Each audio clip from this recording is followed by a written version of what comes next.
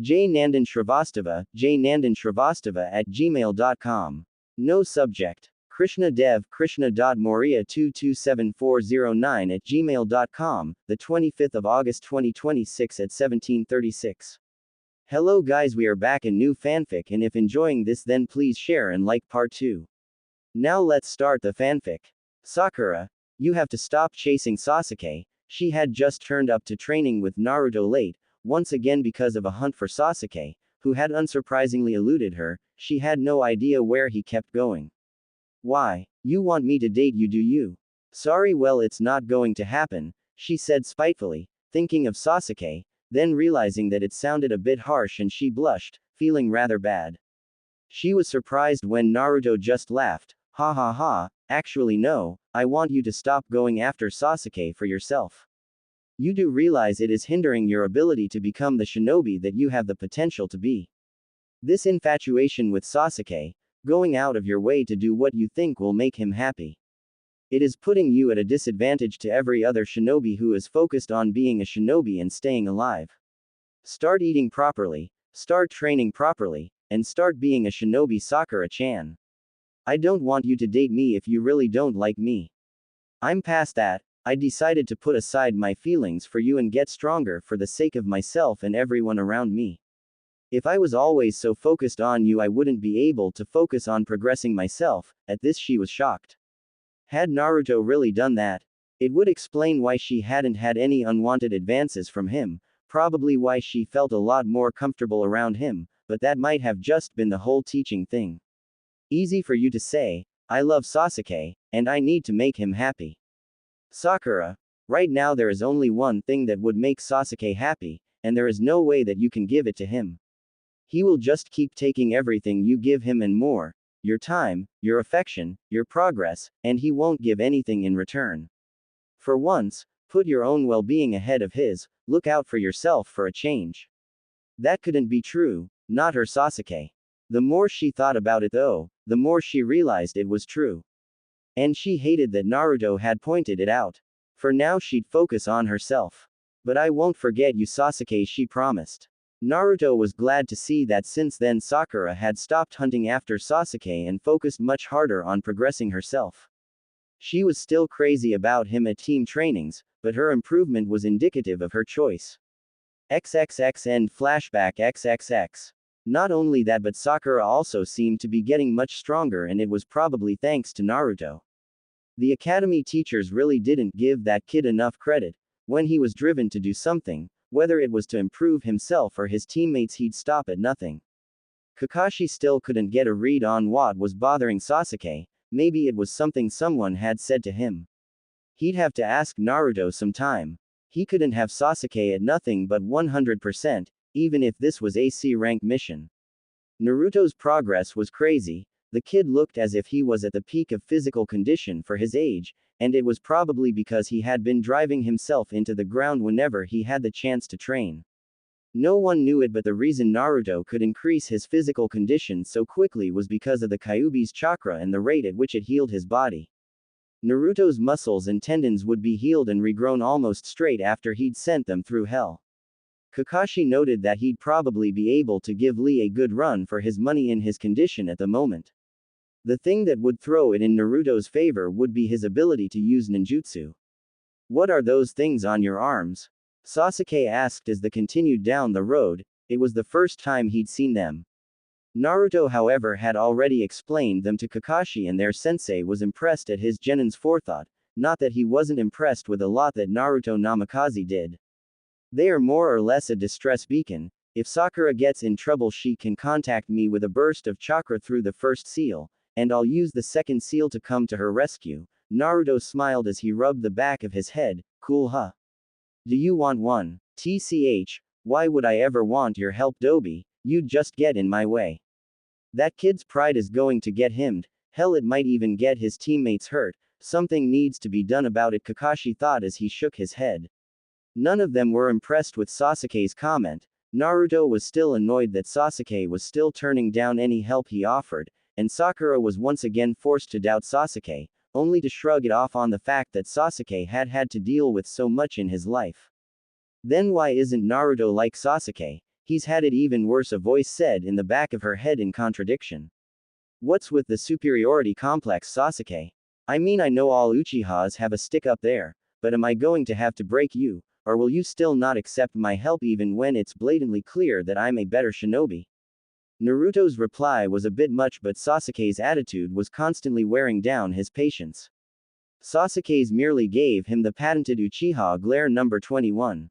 You tell him, Naruto. Sakura's inner personality screamed. Sakura was at odds with herself. Aren't we supposed to defend Sasuke? What are you doing? Come on. I know we love the guy, but that was a move. Guys, enough. This is no way to act in front of a client or on a mission. Focus. They all turned to look back towards Kakashi at this before moving on. They continued in silence until they passed a small puddle on the side of the road. Kakashi was glad to see Sakura slowly move her hand to the chakra pulse seal and notify Naruto that something was off. He gave a nod that he had noticed the subtle genjutsu as well. Kakashi watched as they slowly shifted into better stances in case they came under attack.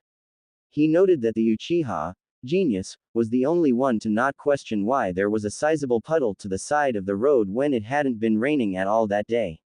Kakashi sighed. Well, at least two of them were paying attention. Sasuke must be too busy brooding. We are going to need to have a long sit down. Sasuke turned when he heard the clash of kunai. Sakura and Naruto were both engaged with a ninja. Naruto had his tanto out while Sakura had a regular kunai.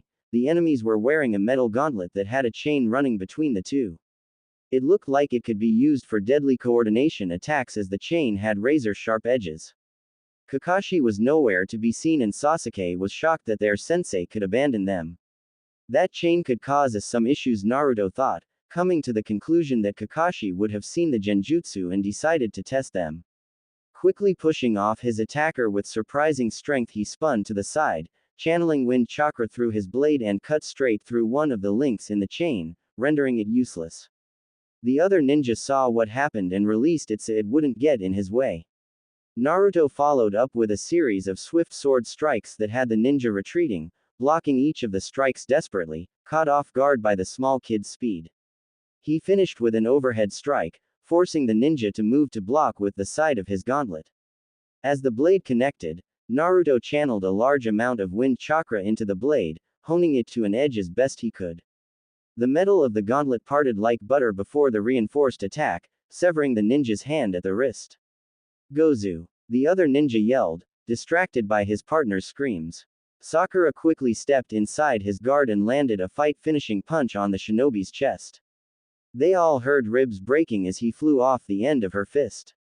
Naruto dropped into a low sweep, knocking Gozu's legs out from beneath him while he simultaneously created a clone that appeared above him, knee-driving the missing nin into the ground as he fell. Needless to say, after the short encounter, neither of the shinobi were able to move. Well done, you two, that was very impressive. Naruto, how long have you been able to manipulate wind chakra like that? Kakashi appeared in a shunshin behind Sakura and Naruto. I've been training it for a while, ever since I found out from Arrow Sennin that I was a wind type. Hadn't tried it out on anything steel before though, pretty cool huh? You just keep getting more and more surprising, Naruto, and Sakura too, she didn't even flinch when they appeared out of the water. Sasuke quickly hid his shock at the scene and turned, continuing down the road as if nothing happened and stood against a tree while Naruto created two shadow clones and stripped the two men of anything useful. When they were done, they picked up the two men and dematerialized. Took them back to village, saved someone coming and picking them up. Naruto informed the Junin that had raised his eye at Naruto's clones disappearing.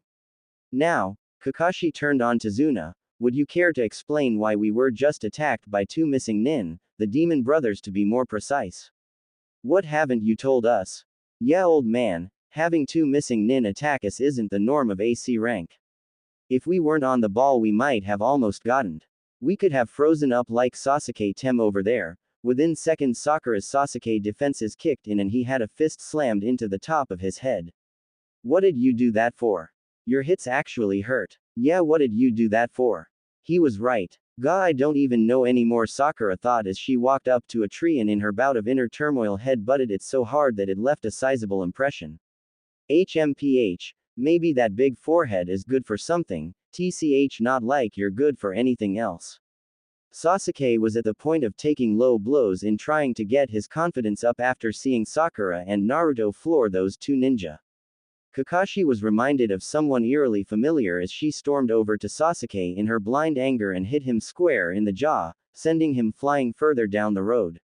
Almost as soon as she did this, she screamed after him, checking to see if he was okay and professing her love for him. Women, huh? The remaining spectators chorused. I heard that. I'm coming for you three next. Naruto balked and disappeared in a shunshin. Kakashi looked a little wary but was still laughing at the way Naruto disappeared. Way to act manly, Naruto. Ha ha ha, running from a girl. You don't understand. I taught her how to hit like Tsunade. A voice could be heard echoing through the forest. Naruto knew who Tsunade was after going through his library and talking to Jiraiya about the Sannin. She was the inspiration for using his chakra to greatly improve the impact behind his hits. This time it was Kakashi's turn to balk as he disappeared. Sorry Tazuna, but you know you shouldn't make derogatory comments about women. It was him, Sakura, it was all him. Another voice echoed from Kakashi's hiding place in the forest. Oh, shut up, you cowards, don't we have a mission to get back to? Sakura seemed to have calmed down a little after hitting Sasuke in her rage, and they all decided to gather around Tazuna. Well, the old man quickly began, horrified after the strange scene that had played out, and afraid of what would happen if he didn't tell them what they wanted to know. He continued to spill the beans on everything that had happened to the Land of Waves since Gato started taking over. Gato's likely hired more ninja. Are you sure you want to continue, team? We could send for reinforcements. We haven't been training for nothing, Kakashi-sensei. I don't want to waste manpower for something that could be handled by ourselves. It wouldn't give our team a very good reputation, you know what I mean. Yeah, Naruto-kun is right, we should keep going. What the Dobi said. I guess it's settled then. Let's go, we need to make up some time. XXX. It wasn't long until they noticed a mist creeping in around their feet. Before long it was so thick that it was hard to even see. Okay. This is ridiculous. Naruto performed a series of hand seals before. Futon. Datapa, wind release. Great breakthaw.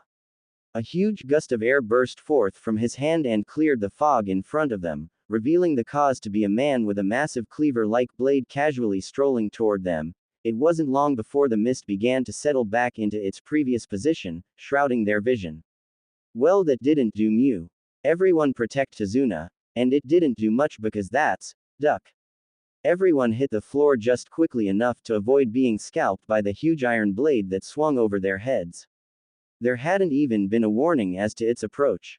Our opponent is the demon of the hidden mist, Zabuza Momochi. Stay alert, and with that he disappeared in a blur. And that's why Kakashi is our sensei. That would have cut me in half. Naruto thought, actually worried about the outcome of this fight. This guy was obviously not a pushover, and being intent washing them over wasn't doing him any favors. No, he couldn't let it overcome him and his teammates. Fear would get him. He resolved himself to never back down. He would complete the mission and protect his teammates. Naruto looked over at Sasuke, frozen as he stood next to Tazuna. Sakura wasn't doing much better, her confidence slipping. He could see the fear in their eyes as they looked around. He needed to calm them down before Zabuza took another swing at the three of them. They wouldn't survive another attack in the state they were in. Guys, snap out of it. We can take this guy, we've got Kakashi-sensei to look after us. Keep focused on the mission. He barely kept his voice from shaking as he quietly tried to get them to focus. They could hear clashes coming from all sides, no doubt Kakashi trying to keep Zabuza at bay. Let's get out of here. We need to keep Tazuna safe. Naruto needed to get out of this mist. Sure, he could escape danger if he knew it was coming. But with this mist in the air, he had no way of knowing where the next strike was coming from. He heard a whistling as he turned and saw a blade arcing through the air once again. There was no time for a response, it was heading straight at him with vicious speed, and he couldn't flash away because the only nearby seal was Sakura. Jumping to her would result in the same outcome, being that they were standing almost back to back and he couldn't run from the fight altogether. He had to protect Tazuna. He tried to bring a kunai up in time to meet the blade, hoping that it would stop its advance somewhat, but was saved from though when Kakashi blurred in front of him at the last second, blocking the blade and forcing Zabuza away from them. It wasn't before long though that the mist started to clear. Run! Kakashi was yelling at his team, having been trapped within a water prison. Zabuza obviously didn't consider the genin enough of a challenge to warrant the continued use of Kurigakure no Jutsu, hiding in the mist technique. Tazuna won't survive this, Kakashi. Zabuza glared at the three genin as a water clone emerged from the water. What can three genin do against one of my clones? Run along and leave that old man to me and I might be inclined to spare you. Tazuna is as good as dead. Zabuza was elated that it had been so easy to capture Kakashi and complete his mission. If you think it'll be so easy to get past us, think again. Naruto was trying to get everyone's confidence up. If he wasn't using that mist technique, he was sure he could at least put up enough of a fight for the others to get Kakashi out. Sakura was emboldened by this. Yeah, just because we are small doesn't mean your clone can defeat us. And with that they spread out a little between Tazuna and the water clone. The Uchiha over there doesn't seem so confident. The clone rushed Sasuke, intent on rending him in two. Naruto had deactivated his weight seals the moment the trouble had started, but even he was surprised at the speed the clone moved now that he could see. He looked over at Sasuke and saw him lock up, looking death in the eyes. Naruto put everything he had in just making it there in time. Surging chakra through his legs just to close the distance, he brought his tanto around to stop the massive cleaver-like blade that was coming down from above. There was no way he could stop that strike that dead on. Deflecting the blade, he took his attention away from the situation for a moment. Get it together, Sasuke, we need you to fuck. While he was trying to get Sasuke to snap out of it, the clone had taken the opening to punch him in the gut with his free hand with such force that it put Naruto on his knees, blinking tears out of his eyes. He could only watch as the blade came down again, only this time for him. Sasuke was still coming out of his stupor, and if he flashed away it wouldn't stop the blade from coming down on his teammate.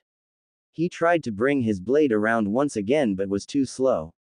There was a loud clang as Sakura's hand bounced off the sword, sending it flying out of the clone's hand and sticking into a tree. Naruto saw his chance when the clone lashed out at the female genin, pushing her away and making his way for the sword. Naruto flung his hand out, burying a Hiraishin kunai slightly higher in the tree. While doing so he took a few steps forward from his crouching position as he stood up and gained momentum. The clone never saw it coming. He grabbed the hilt of the sword, turned back to the look at the three genin and smirked.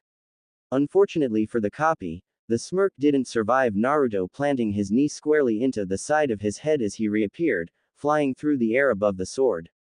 The clone dissolved into water along with the sword, and with that Naruto turned his attention to the real Zabuza, who was still currently shocked at what he'd just seen. Quickly pulling his kunai from the tree and walking over to the others, he made sure to see if Sakura was okay. Luckily Sasuke had just snapped out of it. Okay guys, I think I can get this guy away from Kakashi. Make sure you stay alert, it's up to you to protect Tazuna. So it looks like at least one of your runts has some talent, Kakashi. You wouldn't believe it even if I told you. Naruto rushed Zabuza. He knew that to keep the water prison up he needed to stay in contact with the orb, otherwise why hadn't he moved yet? Sending a Hiraishin kunai directly at Zabuza's head, the large ninja was forced to dodge. This gave Naruto the chance he needed to get behind his deadly opponent. Flashing to the Hiraishin as soon as it had passed forced Zabuza to turn to deal with the immediate threat. There was no way he could deal with the genin without releasing the water prison. He dove away from the prison to avoid a point-blank tanto strike. As soon as he was on his feet though he was going through hand seals. Naruto made to cut him off. Naruto, stop, let me handle this, get back and protect Tazuna. He turned to Kakashi to see that his sensei was copying every single seal that Zabuza was making even as he was making them. The power of the Sharingan really is incredible, Naruto thought as he flashed back over to Sakura so that he wouldn't get in the way of the fight between two shinobi that still clearly outclassed him. It wasn't before long that Zabuza and Kakashi summoned massive water constructs in the shape of dragons that charged at each other. Both were pretty badly injured in the bout, but Zabuza was easily the worse off out of the two. Before Kakashi could finish him off, however, a mysterious shinobi appeared in a porcelain mask, claiming that they were a hunter nin from Kurigakure and would be taking the corpse back to the village. As they all gathered themselves around Tazuna, with Naruto picking up Kakashi, he turned to Sasuke. Sasuke, are you actually going to do anything on this mission, or did you just come along to watch? I mean, I don't mind doing your job for you, Naruto said lightheartedly, a huge grin on his face as he rubbed the back of his head. And with that they continued on to Tazuna's house. Naruto could almost feel the stare boring into the back of his head as he carried the exhausted and injured Kakashi to their destination. They arrived at Tazuna's house late in the afternoon and were greeted by a very attractive woman, and a small sullen child. The two were Tsunami, and Inari, Tazuna's daughter and grandson. After they settled in and greeted the two, Kakashi informed the team that he didn't think that Zabuza was dead. He told them he would try and prepare them over the next few days as best he could for if Zabuza tried to take Tazuna's life again. XXX. The next day Kakashi took them into the forest before Tazuna left to work on the bridge. Okay team, I think today we'll start working on some chakra control exercises. How does wall walking sound? Kakashi inquired to the group, ready to teach them something he thought would amaze them, not having seen Sakura or Naruto have to use it during team trainings. He'd figured that Naruto could do it, but he thought at least that Sakura might not know how. Guess he was just surprising Sasuke then. Sakura and I can already do that, Kakashi-sensei. We've been sparring on water lately to practice chakra control, we've been working on it for a while. Sakura just nodded in agreement as Naruto deflated their teacher. Well, that's a bummer, his whole training plan was shot, guess he'd need to think of something else to teach them. Yeah right Dobi, as if. How could you do something like that without Kakashi-sensei teaching you? Sasuke still didn't believe that Naruto could do the things he claimed, even after everything he'd seen. In response, Naruto just looked at him blankly as he proceeded to jump towards a tree and stick to the side of it. It's called reading a book, Sasuke, and teaching yourself, Sakura tried to explain to the moody teen. You really didn't think I'd be able to Hiraishin without the rudimentary chakra control it takes to walk up a tree, did you? Well, it can't be that hard if you can do it. Sasuke proceeded to sprint at the tree in his confidence. He made it a few steps due to his momentum before he fell harshly back onto the ground. It's not that simple, Sasuke, try channeling your chakra to your feet for start. Shut up, Sakura. I don't need any help from a pathetic fangirl, and the dead last of the academy, Sasuke spat, furious that he was still playing catch up with Naruto and Sakura. How had they improved so much? Sakura was hurt. She began to tear up as Naruto walked down the tree and took her to the side. Sasuke was being even nastier than usual. What did she do wrong? Let's go train somewhere else, Sakura. We wouldn't want to get in the big shot's way, Naruto said as he put an arm around her shoulder and began walking with her further into the forest. I don't have anything specific to train you guys, so you just do what you normally would. You, Sasuke, you can practice wall walking, and you'd be wise to listen to Naruto and Sakura once in a while, they know what they are doing. I won't. If I accept their help, then how will I ever be strong enough to take revenge by myself? Well, what they said was true, Sasuke. Channel chakra to the soles of your feet to stick to a surface. I'll leave a clone to watch you guys, I have to go protect Tazuna now. Kakashi disappeared in a swirl of leaves. Over with Naruto, Sakura was crying. What did I do, Naruto-kun? Sasuke had been even coarser with her and the others since the encounter with the demon brothers. You didn't do anything, Sakura-chan. He's jealous of what we can do, and he thinks that he can be just as strong without anyone's help. It has something to do with his quest for revenge. There is nothing we can do about it now but get stronger. But if I get stronger, then he'll hate me even more. Sakura was appalled that all her hard work over the past 2 months had been good for only getting Sasuke to hate her. Sakura-chan, look at me. Naruto placed his hand under her chin, turning her head towards him. Don't let Sasuke put you off becoming a great shinobi. Remember what I told you. We will make him realize that to be the greatest we can be means we sometimes have to get help from others. Now let's start our training for the day, okay? He got a nod from the distraught Genin and they both fell into sparring, but her spirit just wasn't in it, so he called it a day on that idea. Instead they both sat, trying to get a number of leaves to stick to different parts of their body. Naruto had created a large number of clones to go and practice trying to cut into trees with wind chakra. As much as he had improved since the academy, Naruto still had a lot of work to do with his chakra manipulation. He had improved, that was evident, and the result of that was his ability to perform jutsu like the Hiraishin no Jutsu, Flying Thunder God technique, and the Rasengan, Spiraling Orb. But his chakra control wasn't perfect, so he was using way too much chakra than he should, hence why he was sitting with Sakura as they practiced that particular facet of their chakra control. They trained the rest of the day, and went inside to have dinner. As they were sitting at the table, Inari glaring at the four shinobi, Kakashi turned to his students, "So Sasuke, you should keep up with that training tomorrow, maybe Sakura or Naruto might give you a few pointers." TCH, whatever, Naruto could feel the patented Uchiha glare number 24 boring into the top of his head as he looked at his dinner. "And, Sakura, Naruto, what did you end up training today?" "Nothing much, sensei. We just worked on getting better chakra control. We'll probably start working on techniques tomorrow." Naruto had to finish a mouthful of food before responding with a smile. "Okay, that's it. Dobi, outside right now." Sasuke stood up from his position at the table and walked toward the door. "What do you want, Sasuke?" "I want to fight you," he said coolly before crossing the threshold. As Naruto got up to follow him, Kakashi grabbed his arm. "Are you sure this is a good idea?" "I need to teach him a lesson, sensei. He won't learn it any other way." "Don't worry though, I won't beat him up too bad." As he got to the door he turned back. "Actually, I have an even better idea. Sakura-chan, come with me please." Knowing to trust in Naruto by now, she got up and walked with him outside, leaving Kakashi to follow, lest he let one of his students get injured while he wasn't keeping an eye on them.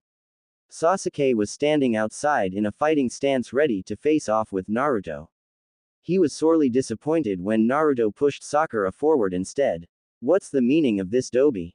"Yeah, what are you trying to do?" Sakura said, turning back to her friend and sensei.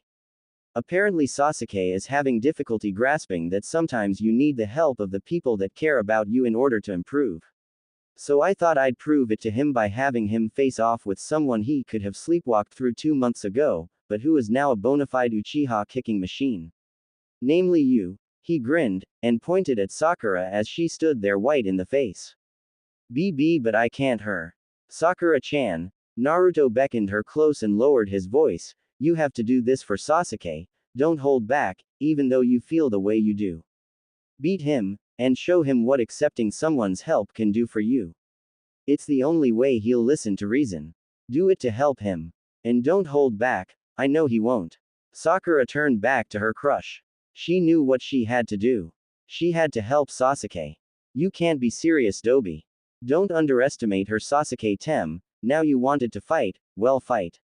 Sakura was the first to make a move, rushing to within striking range with a much improved speed over the old academy Sakura.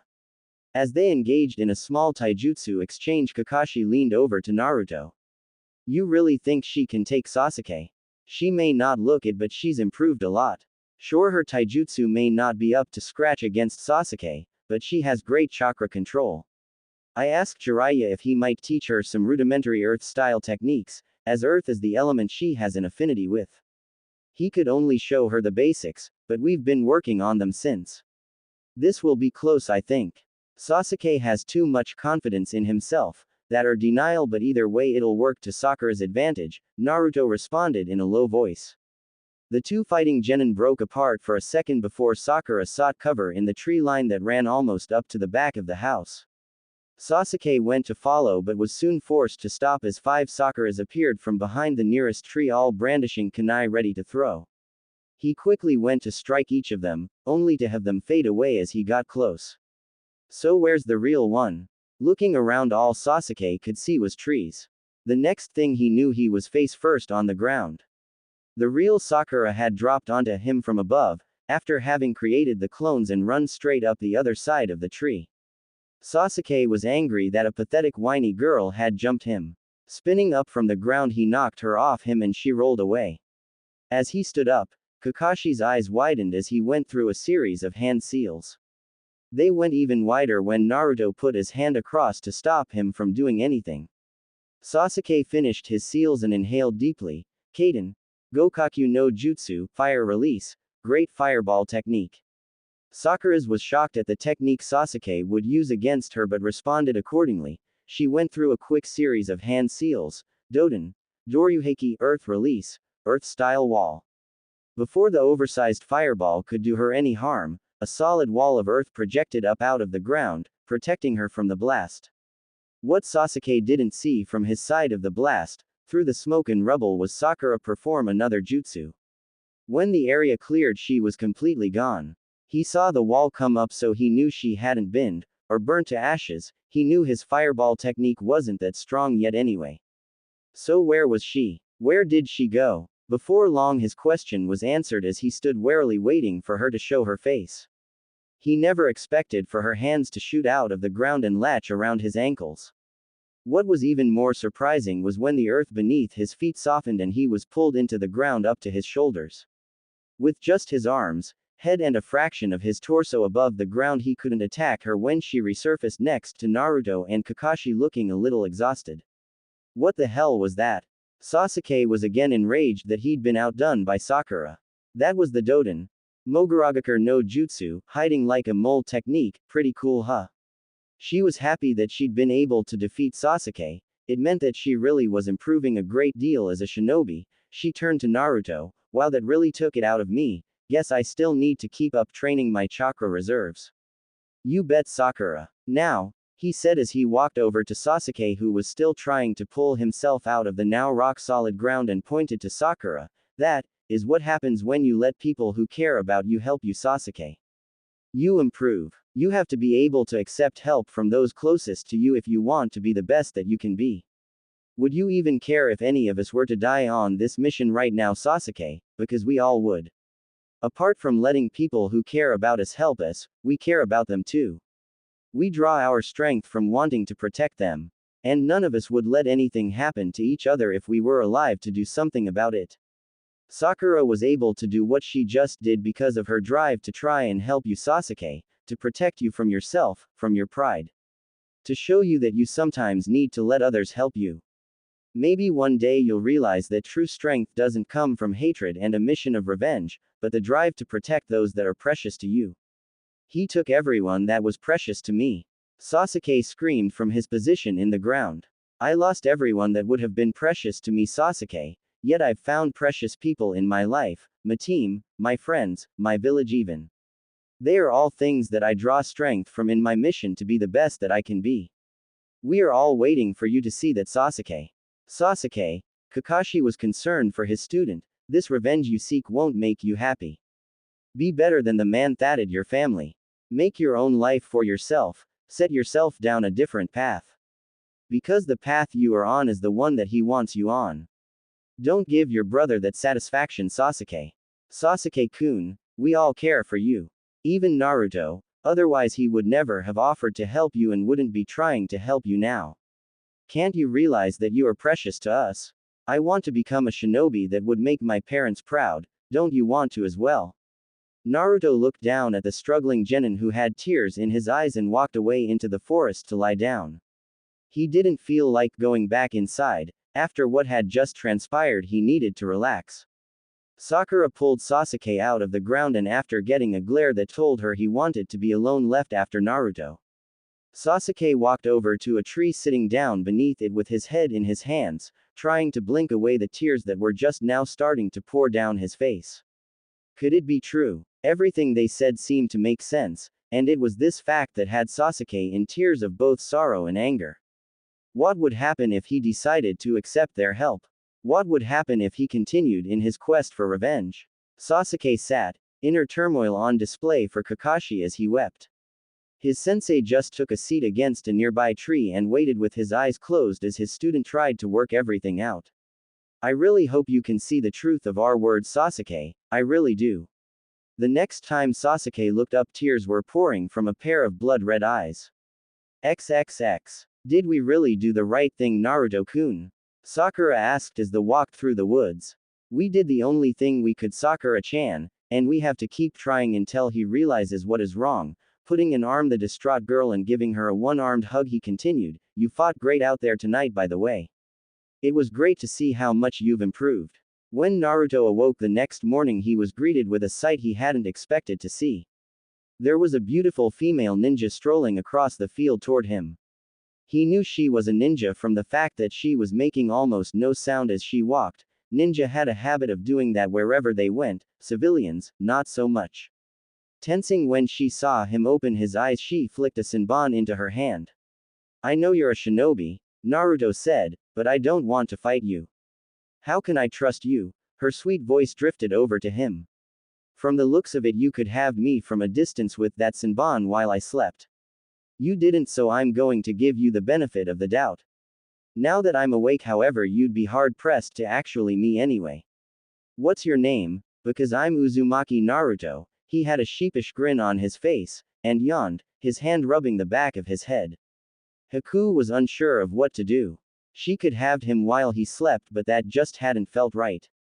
He had looked so peaceful from where she was standing. He didn't seem threatening now that he was awake, so she guessed she could go along with it, as long as she got these supplies back to Zabuza. I'm Haku. So what are you out here gathering herbs for, Haku? Naruto inquired innocently, trying to lighten the mood. They are for someone very close to me. They were injured and these are going to help them get better.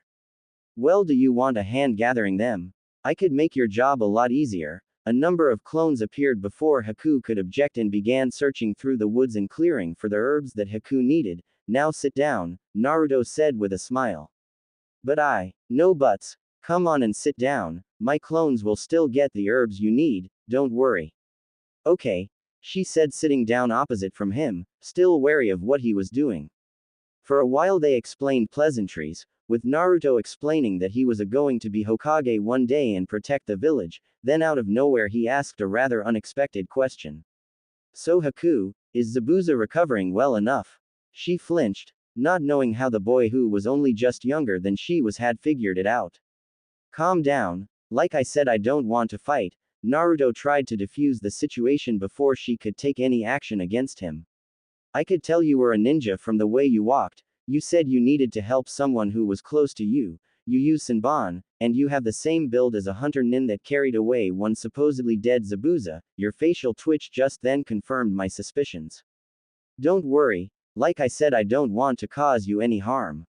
We both have our missions, it just so happens that they oppose each other. I'll hold no grudge against you for it, but I do hope we can get through this with as little bloodshed as possible. All Haku could do was nod in response. She didn't know what it was about this kid she liked, but she knew that he wasn't going to hurt her while she sat there with him. He was too sincere. As Naruto's clones walked back over each with a pile of herbs, he got up. Well, here are your herbs, Haku. I have to get back to my team. I just want you to know that even if I don't want bloodshed, I'll still protect my team with everything that I have. So is that where you get your strength from? From willing to do anything to protect those close to you?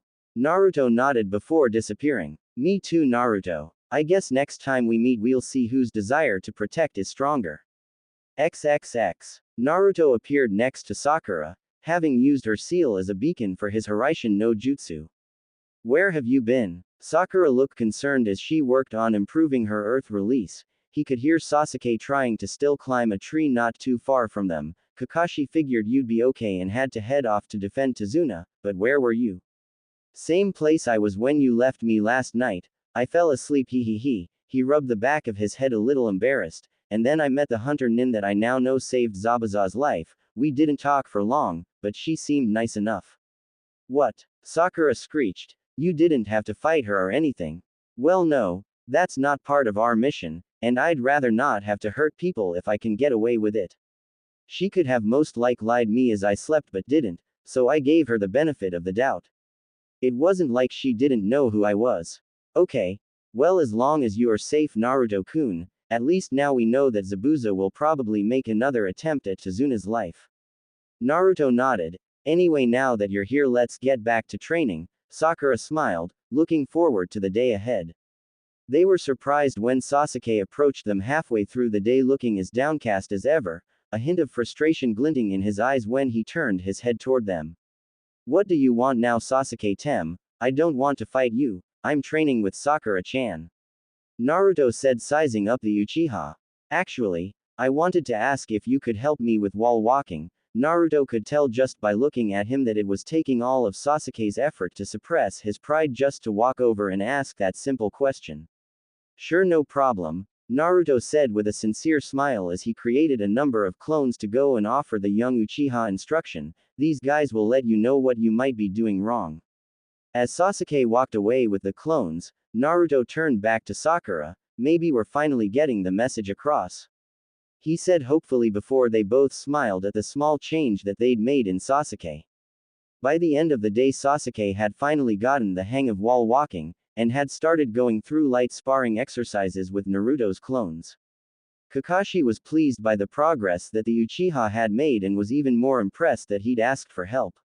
Naruto explained that tomorrow he'd teach the Uchiha water walking if he wanted the help. Surprisingly enough, he accepted. The next day, when Sakura was off training with a Naruto clone in the woods, Sasuke was standing with the real Naruto at the edge of the water near the house. Okay Sasuke, you seem to pick up wall walking pretty quickly with our pointers.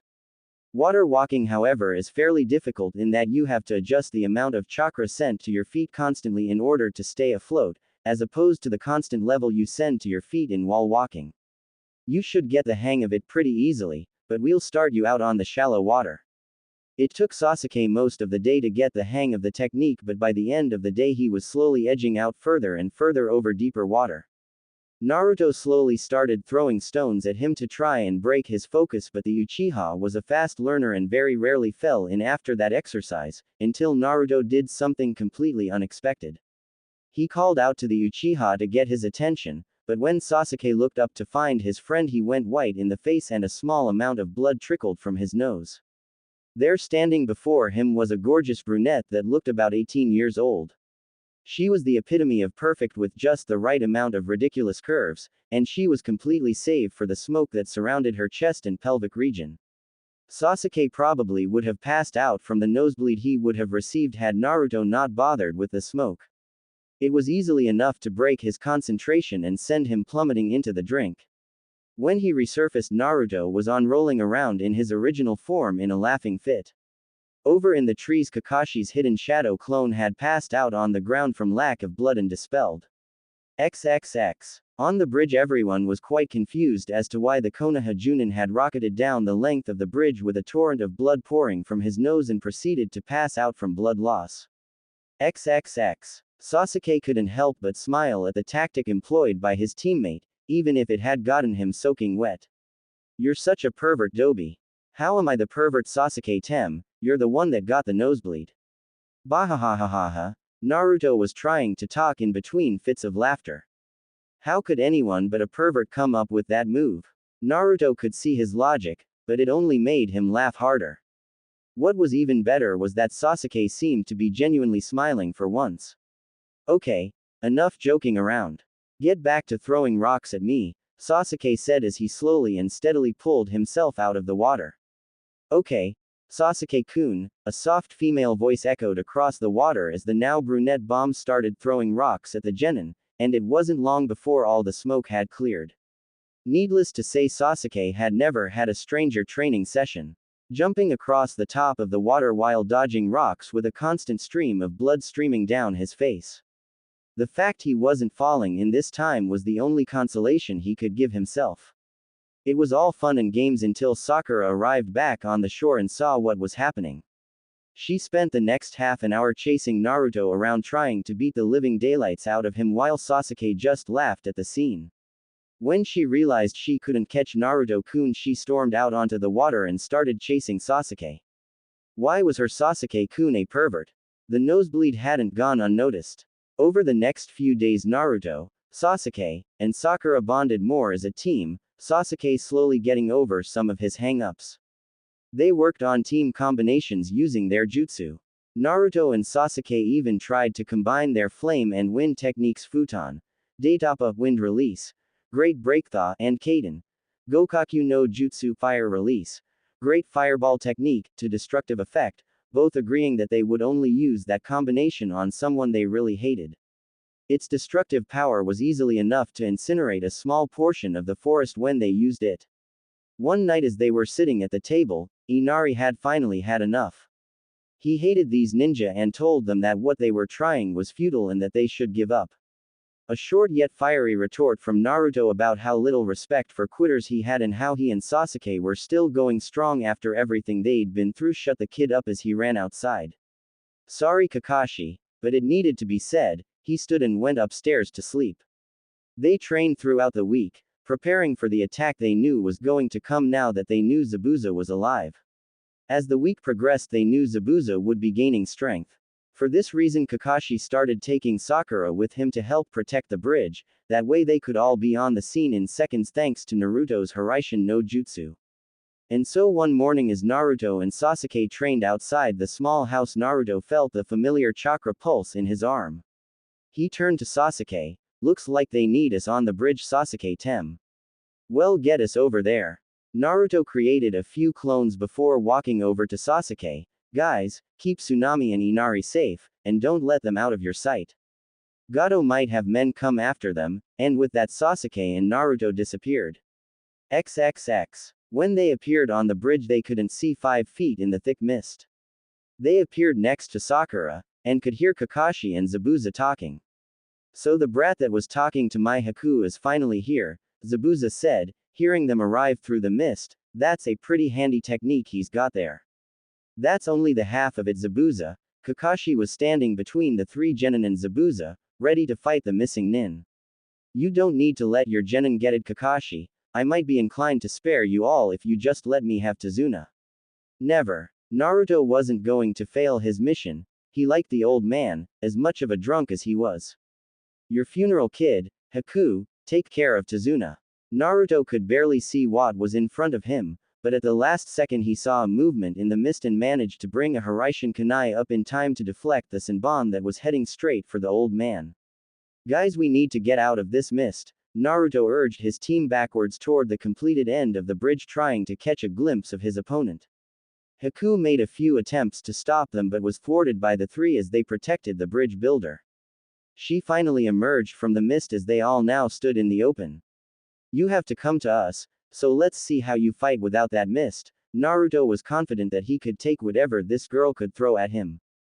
Just what I expected from him, he was observant enough to work out who I was, it's no surprise he changed the battlefield to give him the advantage. It's no matter, I'll complete this mission for Zabuza-sama if it's the last thing I do. Naruto was a little confused with the way Haku talked about Zabuza but figured there was some personal reason behind the honorific. They all stood tense, waiting to see who would make the first move while the sound of metal striking metal echoed from their sensei's conflict. It was Naruto who acted first, trying to test the waters as he threw regular kunai at the missing nin. She dodged them easily before responded with a barrage of accurate Senbon. Unfortunately he had to try and block most of them as stepping out of the way would put Tazuna in danger. A few of them made it past his guard and struck him in the chest. He didn't feel any pain though, and when he looked realized that the 3 he didn't avoid had struck a storage scroll he kept in his coat. The storage scroll that happened to contain his Hiraishin kunai was the one that had taken the hits. He figured that after taking 3 Senbon straight through the center any seal he had on the scroll wasn't going to be working. Guess he was stuck with the few Hiraishin kunai he kept on his person.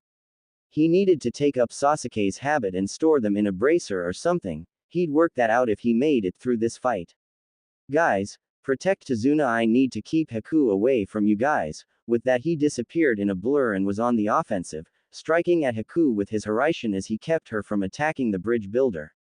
She deftly deflected each of his strikes with her Senbon before dropping down and attempting to take out his knees before he could react. Naruto flipped his Hiraishin kunai into the air, sending it spinning above her, and at the moment she'd fully committed to her Senbon strike at his knee he disappeared, reappearing above and behind her, falling down in the perfect position to strike. Haku responded by turning from her lowered position and using the momentum from her failed attack to spin around. Just as Naruto's feet began to touch the ground and he brought his kunai down, she kicked her leg out, sweeping his feet from under him. He stuck his arm out to stop his fall and brought his own foot around at the side of her head as she was still in a crouched position. Blocking this with her left forearm but feeling the power of the kick she was shaken, and retreated for the moment to get some space and rethink her approach. This time though, when they broke apart she was now between him and Tazuna. Not willing to take any more chances with Naruto and his ability to seemingly teleport, Haku went through a short series of hand seals before any of the genin could respond. An ice mirror formed behind Haku, preventing Naruto's approach, but he could see another mirror forming behind Tazuna. This can't be good, Naruto thought when he saw what appeared to be the reflection of Haku appear in that mirror, reaching out for the old man. Naruto was next to Tazuna in the blink of an eye, thanks to the seal on Sakura, deflecting the Senbon that the Misen Nin was projecting towards his brainstem. Having had her attack thwarted by the strange blonde, she took the opportunity to attack his black-haired teammate, the only one of three not guarded. He had his newly acquired Sharingan active, but it didn't help him stop the attack that came at him so quickly. Two Senbon struck him in the neck, while three hit him in the chest, and in an instant Haku was emerging from her first mirror. Sasuke stumbled, the Sharingan in his eyes flickering as he fell. Naruto managed to catch him before he hit the ground and quickly removed the needles before setting him down. What did you do to him? I'm afraid he won't be waking up again. I'm sorry, but I cannot let anyone stand in the way of Zabuza-sama's goal. Naruto checked the Uchiha's vitals and was shocked to find them deteriorating rapidly. He could barely feel his pulse. No, Sakura, don't. It was already too late. In her anger at Haku over what she'd done, Sakura had charged the Senbon-wielding Kunoichi. It put her on the defensive for a second before Haku jumped back and went through a series of hand seals again, Makio Hyosho demonic mirroring ice crystals. A large number of the ice crystals appeared surrounding Sakura. No, this is bad, Naruto thought as he looked between Tazuna, Sakura and Sasuke. He was about to Hiraishin to Sakura to get her out of what looked to be a death trap, but saw at the last second Haku throwing Senbon from the mirror that was still behind Tazuna, the old man frozen in fear during the whole fight.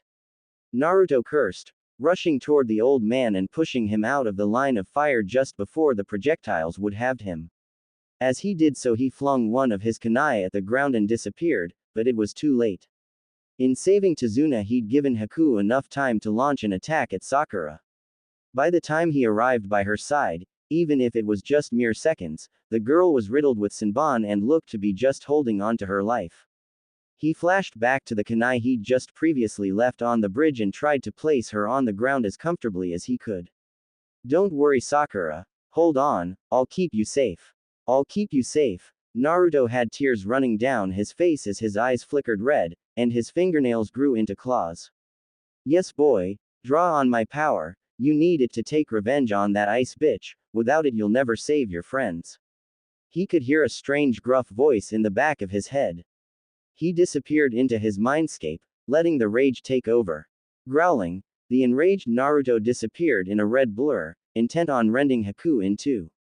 Being intent washing over everyone was enough to force Tazuna to his knees. XXX. Tazuna's house. As the three Narutos sat in the trees around the house, they heard two men walking down the road. Ha ha ha ha, those ninja won't know what hit them. Gato's plan is brilliant. How about we celebrate our success today by having our way with that hot MILF Tsunami? That bitch is finny, one of the sword-wielding thugs was saying to the other. Only if I get to go first, we can even make that little brat watch, ha ha ha ha ha. I'm afraid that won't be happening today, or ever for that matter, one of Naruto's clones said as it dropped down in front of him. What does a little runt like you think you can do to stop us? Oh, nothing. Just this maybe. And with that, the other two clones emerged from either side with chains made of chakra extended from their hands. Within seconds, the thugs were bound to a tree and the head clone was standing in front of them. Now you are going to tell me everything I want to know about Gato's plan, or what? What are you going to do, you little shit? One of the thugs still had a little confidence. I'm going to cut off your balls and make you eat them, because rapists are scum. And as Naruto dropped the pants of one who had spoken and twirled a kunai in his hand, they spilled every one of their dirty little secrets. XXX. Naruto was destroying Haku. He had broken all of her mirrors, and was overwhelming her with his feral taijutsu as he raged about the fate of his teammates. He was about to make the ing blow on the missing nin when images flashed into his head, memories from one of his clones. His clawed hand stopped inches away from her face. What are you doing? Take revenge, finish her, use the power that I've given you. No, this doesn't need to end in any more bloodshed, Naruto thought, as he tried to fight back the rage and hate that had been let loose. Eventually he managed to get himself back under control and composed himself, as Haku lay broken on the ground. Zabuza, Kakashi-sensei, stop fighting. This doesn't have to end in any more deaths. Haku was willing to die for you, Zabuza, just to protect your wishes. Is that what you really wanted? The way he said that makes it sound like someone is already gone. Kakashi turned toward the sound of his student, stunned and wide-eyed at what he was hearing. The two Junin separated for a moment while they turned and listened to the genin. I have evidence that Gato was going to betray you, Zabuza. Your mission was for naught, now stop fighting. Where is this evidence, kid? How do I know this isn't some trick? Kakashi thought up.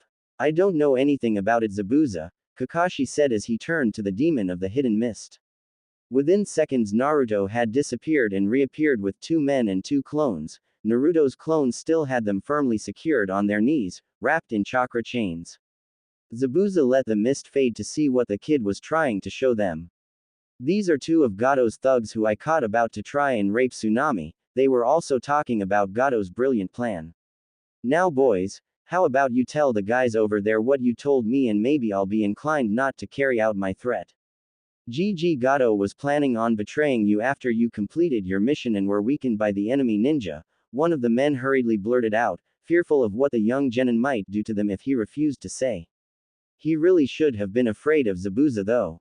The man lifted his huge sword and slowly walked over to the two men who were on their hands and knees on the bridge, too weak to stand. When he got next to them he raised Kubikiribocho, ignored their pleas for mercy and decapitated both of them in one strike. Well, it looks like you really were useless, Zabuza, a short man said from his position at the end of the bridge, revealing that he was now there. He was surrounded by a large number of mercenaries. Gato, you little double-crossing bastard, Zabuza spat, I really didn't think you'd have the balls to betray me, but it's your funeral. He disappeared and with a swing of his massive blade brought an end to the twisted little man's life. It wasn't long before the mercenaries were lying dead, scattered all about the bridge. They were no match for even an injured Zabuza. While they were doing this, Naruto quickly ran back over to Sasuke and Sakura, checking to see if they were okay. Sakura was in a stable condition but was still unconscious, thankfully. Sasuke had the faintest of heartbeats, but it seemed as if he'd recovered slightly from earlier. Either Haku hadn't aimed to, or Sasuke, with his Sharingan, had been able to move enough in time to avoid death. Naruto was relieved beyond belief. Even with all his training, his teammates still almost goated. He removed the Senbon scattered about their bodies and flashed them back to Tsunami's where he'd left a kunai, making sure she treated them and got some rest. He then came back and checked on Haku as Zabuza and Kakashi just stood watching. She was in a bad shape, but she seemed as if she was going to make it. Why did you spare me? Why didn't you take my life after what you saw me do to your friends? She whispered from her position on the ground. The two Junin-level ninja heard her as they walked closer. Because violence isn't the answer, Naruto said as he handing her over to Zabuza. At this Kakashi smiled and Zabuza turned to him, some genin you've got, looks like we didn't need to be enemies after all. Maybe next time we see each other we'll be allies, and with that Zabuza Momochi, the demon of the hidden mist, disappeared into the shroud that had once again settled over the bridge. Let's get back to Tazuna's Kakashi-sensei. I think we could all do with a rest. Tell me about it. Over the next week they all recovered from their injuries, Tazuna completed the bridge, and they headed back to Konoha, finally crossing the completed, Great Naruto Bridge. XXX. They got back to the village and Kakashi gave the report to the Hokage. The mission was a close call, and easily an A- grade. I'm a little worried about what happened with Naruto. It would appear that in times of extreme emotional distress and anguish he's more inclined to draw on the Kyuubi's chakra. He seemed to get it under control before he took a life unnecessarily, even if it was the enemy, but I'll be making sure to keep a closer eye on him. Yes, that would seem to be the wisest course of action, the Hokage said from behind his desk, a look of concern upon his face. It was a week before the start of the Chunin exam and Team 7 were coming along great with their preparations. Any mission they went on they completed with ease after the Land of Waves fiasco, and whenever they weren't working they were training. Now that Sasuke was coming around a little, the team was making great progress both as a whole and individually. Kakashi was surprised that he really didn't have to teach them much. Most of what they were learning was knowledge that Naruto had picked up from what Kakashi now knew to be his rather extensive library. Kakashi only ever really had to give some pointers on teamwork and a few strategies here and there. What he didn't enjoy was having them fight him as a team. Man, he really needed to get in shape or these kids would be kicking his in no time. They had just finished a group session where again the object of the mission was to obtain 2 bells attached to his waist, only this time Naruto was restricted from using the Hiraishin no Jutsu, Flying Thunder God technique. Much to Kakashi's dismay, the team had improved so vastly and their teamwork was so coordinated that he couldn't use any of the time to read his precious Ika Ika. The thing that amazed Kakashi was how well the three could swap up their roles in a battle. In general, Naruto was the close-range specialist, but with the Hiraishin he could change that in an instance, allowing Sasuke, the mid to close-range member of the squad, to swap in or out for him. Sakura generally played a supporting role, but was also a part of their trap strategies where Naruto and Sasuke would corral the opponent towards the unintimidating girl and she would proceed to destroy them in a few short attacks. With Sakura now starting to learn a few genjutsu, something Naruto had decided was a good idea since that was his weakness, and if she started learning genjutsu he could practice breaking out of them. The three of them all had a long-range ability to complement their rather short-range strengths. Naruto had his wind ninjutsu if you weren't counting his Hiraishin, Sasuke had his fire jutsu, and Sakura now had genjutsu. They'd recognized their own strengths and weaknesses and were working through them to improve themselves as a squad. He had no doubt that they'd perform fantastically in the exams. It wasn't long into the session before Naruto had a hold of the 2 bells, grinning like the idiot he used to be. It was still early in the morning when they finished, as the training session was only supposed to be the bell test. Alright team, that was great. Keep up the good work and I'll see you tomorrow for another session. He disappeared in a shunshin. Back to mine for a free-for-all. Naruto was excited. He wanted to test his strength against his teammates again. Hey, I guess Dobi, not much else we have to do now that the exams are nearly here. I won't be going easy on you though. Yeah, okay Naruto-kun, you're on, but no using Hiraishin. We're good, but we can't keep up when you're moving that fast. Well, maybe Sasuke-kun can, but I can't. Sakura and Sasuke both walked over to Naruto and with a flash they were gone. XXX. Okay. Well, call out mercy if you are in a bind and can't get away. I don't want either of you getting in trouble if this gets out of hand. Alright, now that Sasuke had a Hiraishin seal, they could go a little more all out during trainings. If someone was in trouble, Naruto would simply flash to them and away in an instant, protecting them from whatever nasty move they had coming their way. Got it, Sakura said while Sasuke just nodded. Well, let's go, and with that Naruto disappeared. Sasuke had his Kekai Genkai active and so could see all of Naruto's movements as he blurred towards the black-haired genin. They engaged in a quick spar before being broken apart by Sakura, who rushed in to focus Naruto. Looks like it's 2 against 1. Either it was Sakura's favoritism for Sasuke or she recognized that Naruto was most likely still the bigger threat. Probably a bit of both. Naruto blocked a bone-rattling punch to the side with his left arm while blocking a kunai from Sasuke with the tanto in his right before springing backwards to get some distance. Just as Sakura took a step to chase him, Sasuke made to attack her. Hey, in his defense, this was a free-for-all and eliminating any threat when he had the chance would serve him well.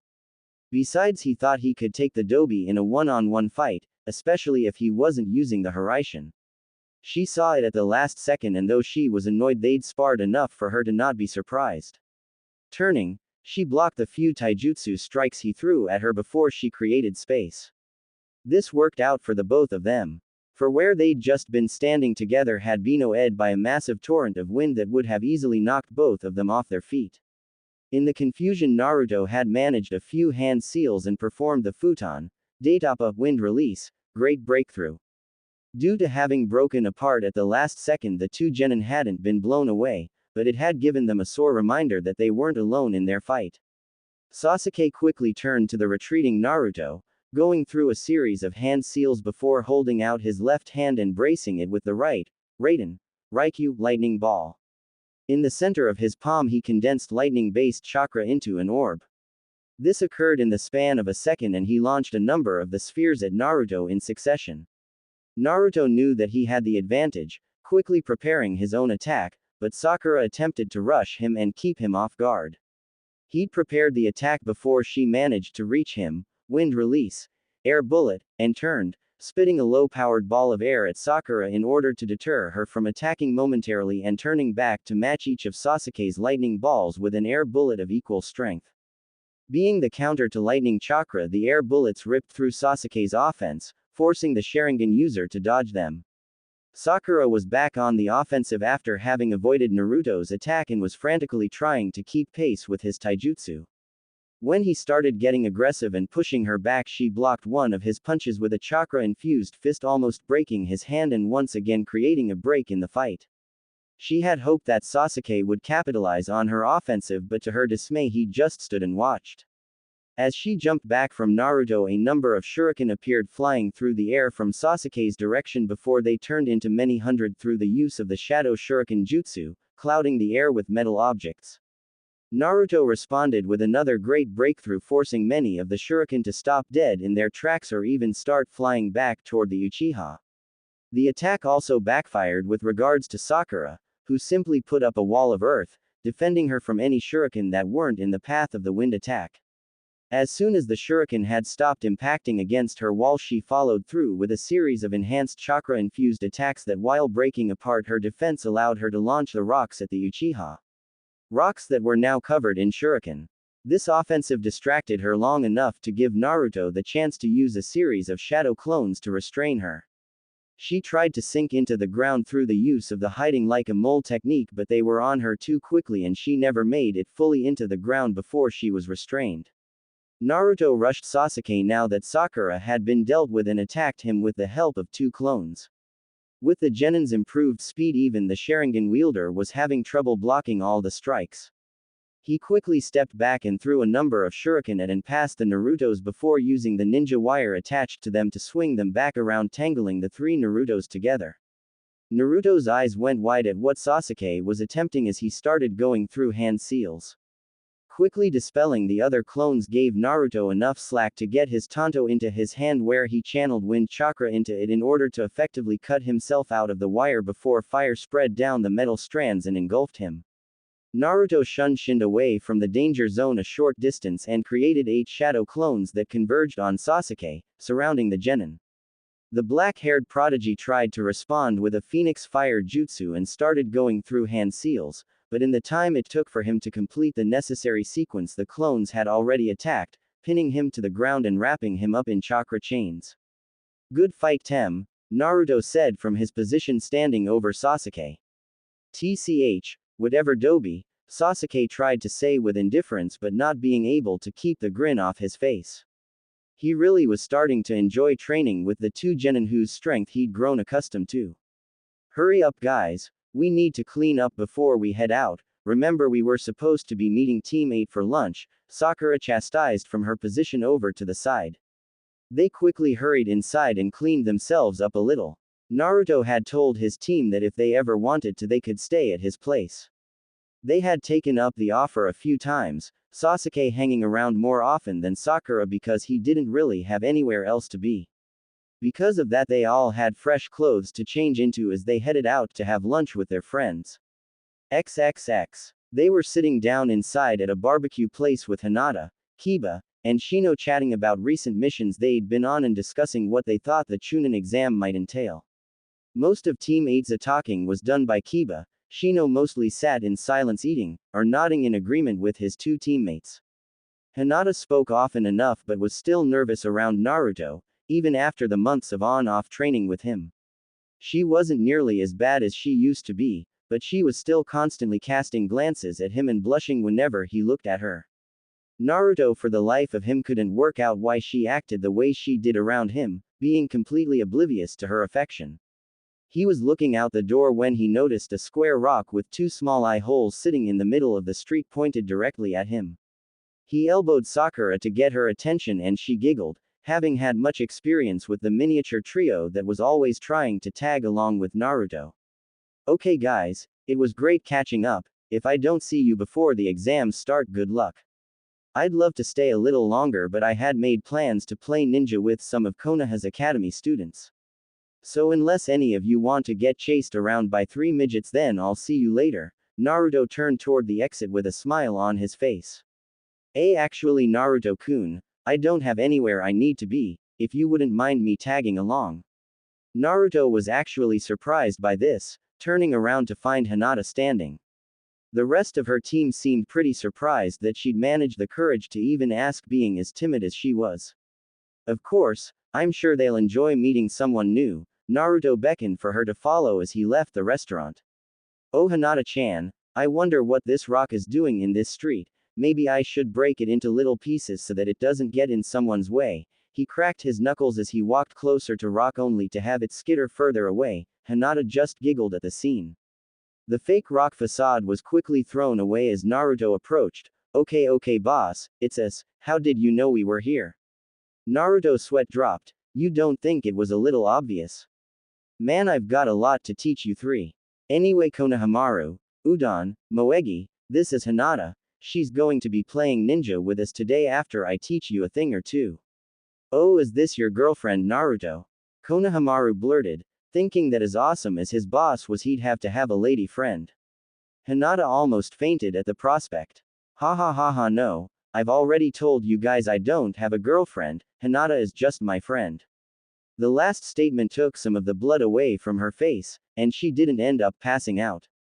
With the introductions done, they walked down the street and back to Naruto's, with Naruto explaining to Hinata how he'd meet Konohamaru and his resolve to train the boy after he realized that Ebisu, Konohamaru's sensei, was such a failure at educating the boy.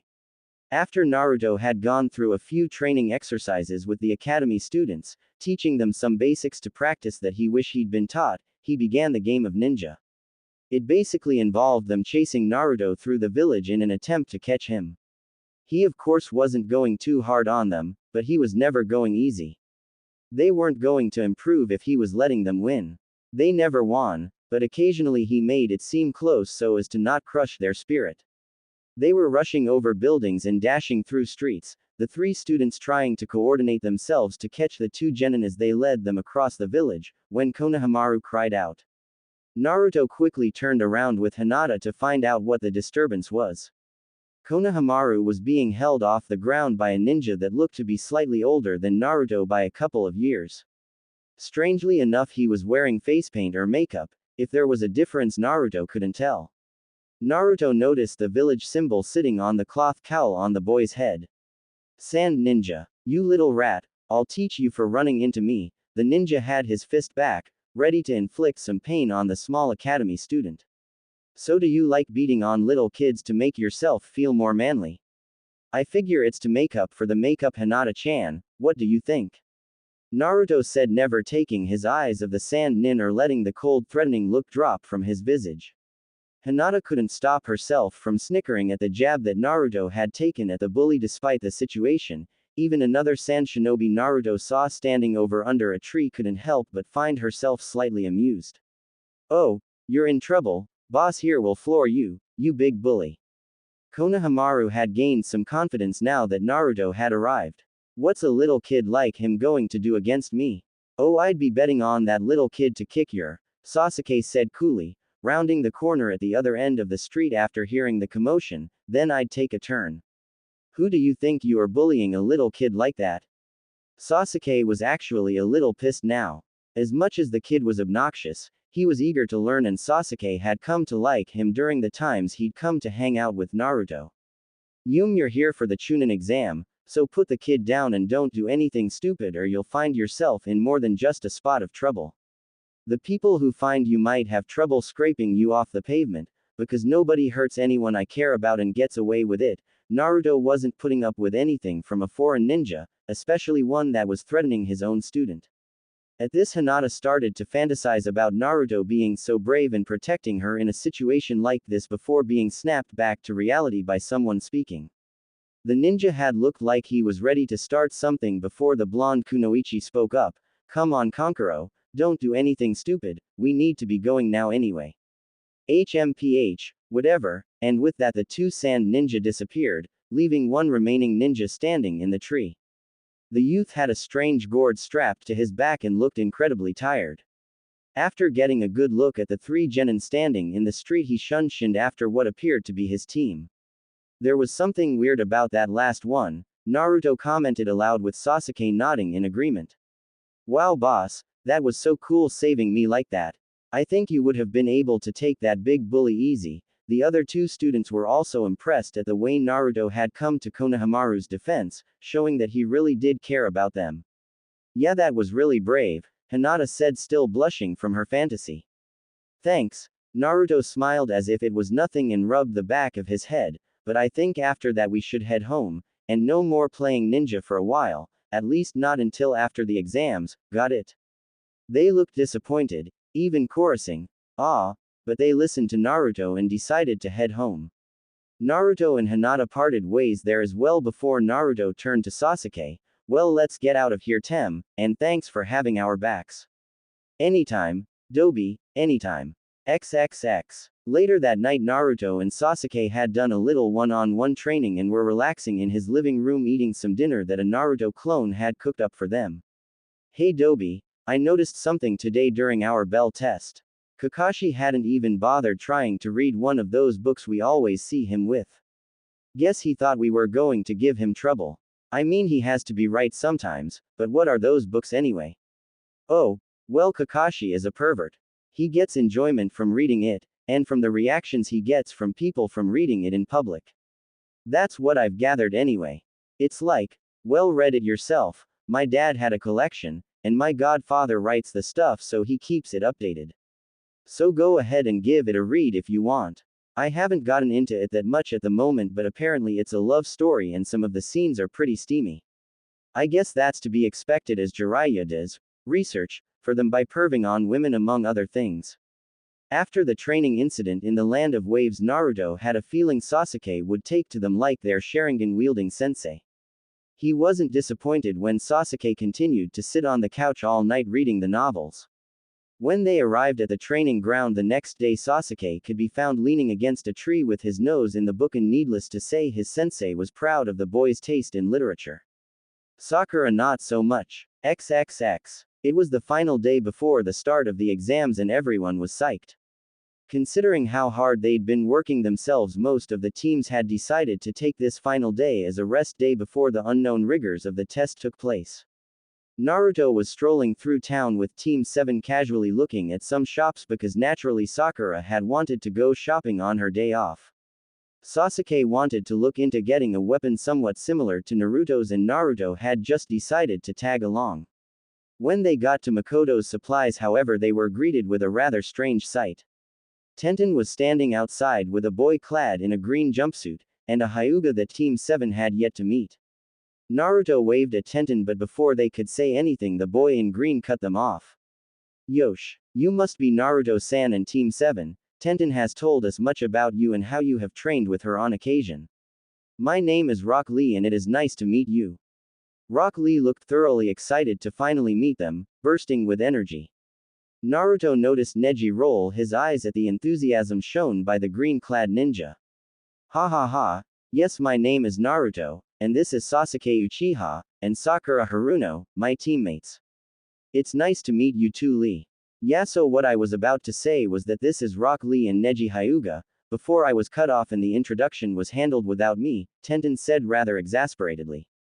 Sasuke-san, I would like to challenge you to a friendly test of strength to see if I can really compare to the genius of Uchiha. Lee looked expectantly at Sasuke, hoping for the answer he did not receive.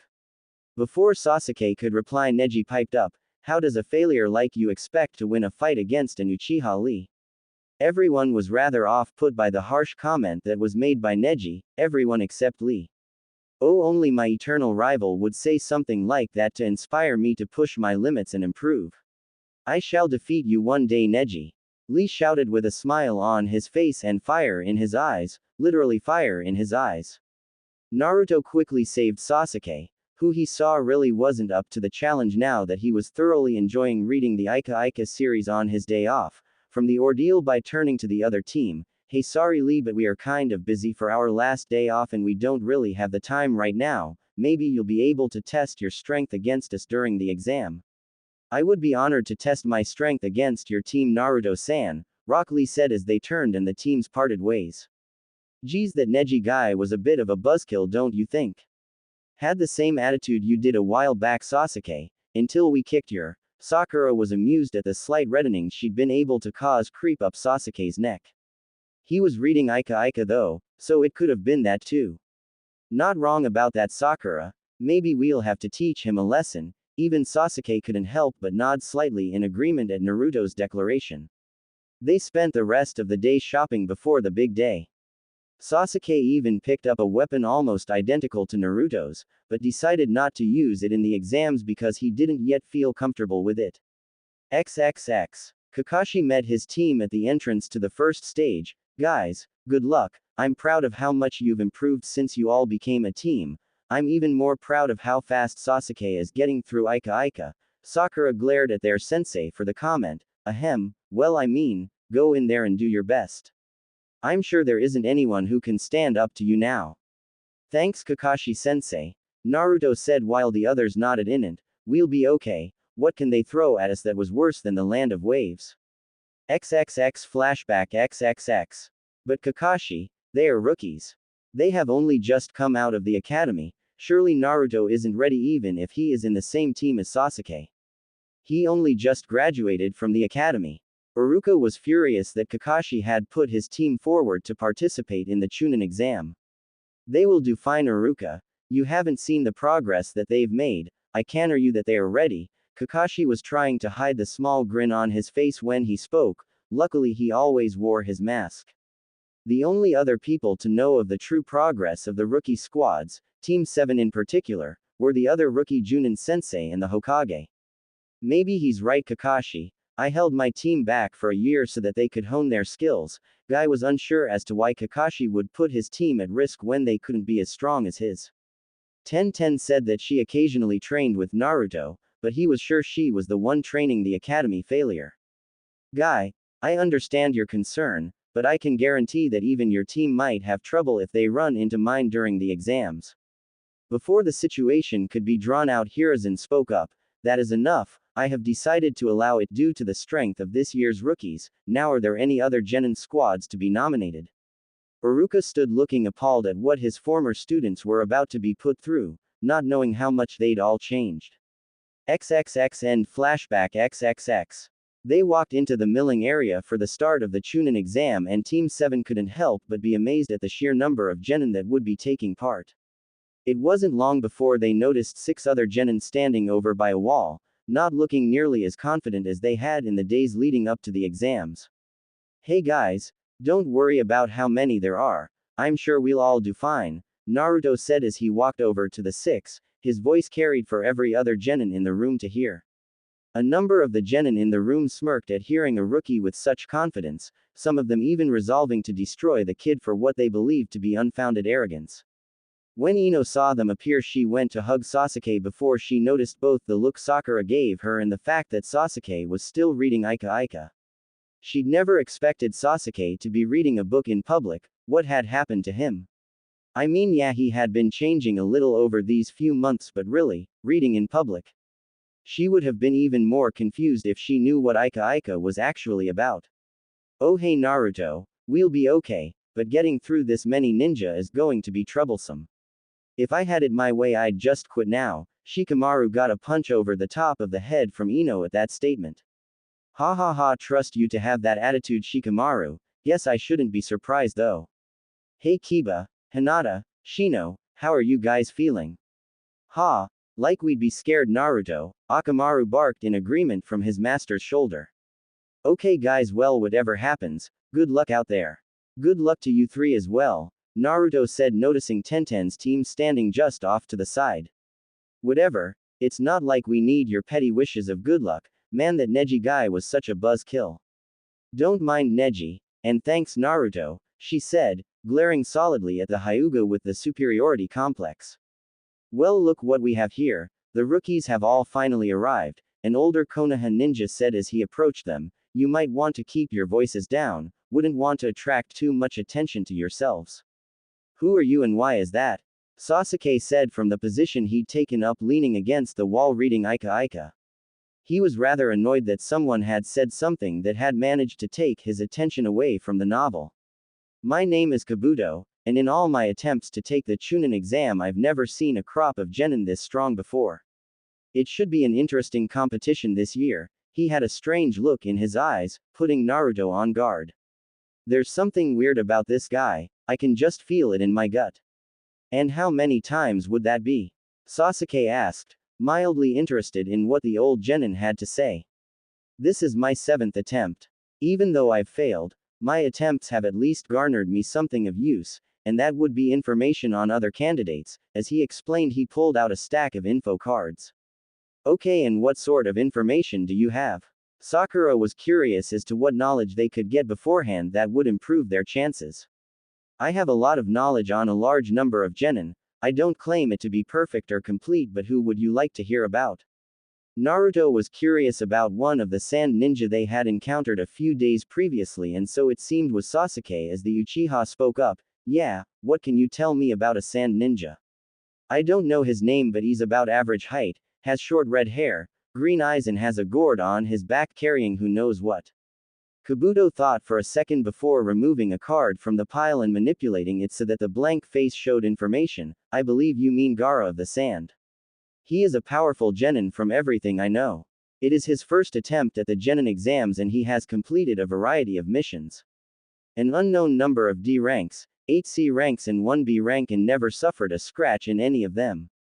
That is all I know, unfortunately. Okay, Kiba said, well, that guy sounds like he'll be tough. This should be fun. But what have you got on us? What could you tell us about Naruto here? Some of the nearby genin from other villages had started to listen in too. Well, let's see. Naruto Uzumaki, rookie genin, so this is your first attempt. Was a failure during the academy but has somehow completed 1A rank mission and a number of D and C rank missions. It says here that you were able to stop a conflict from escalating with Zabuza, the demon of the hidden mist. Quite impressive, Naruto. Naruto was curious about just what information this guy had, because while he had told his friends about the mission they'd been on, that only counted for around 10 people.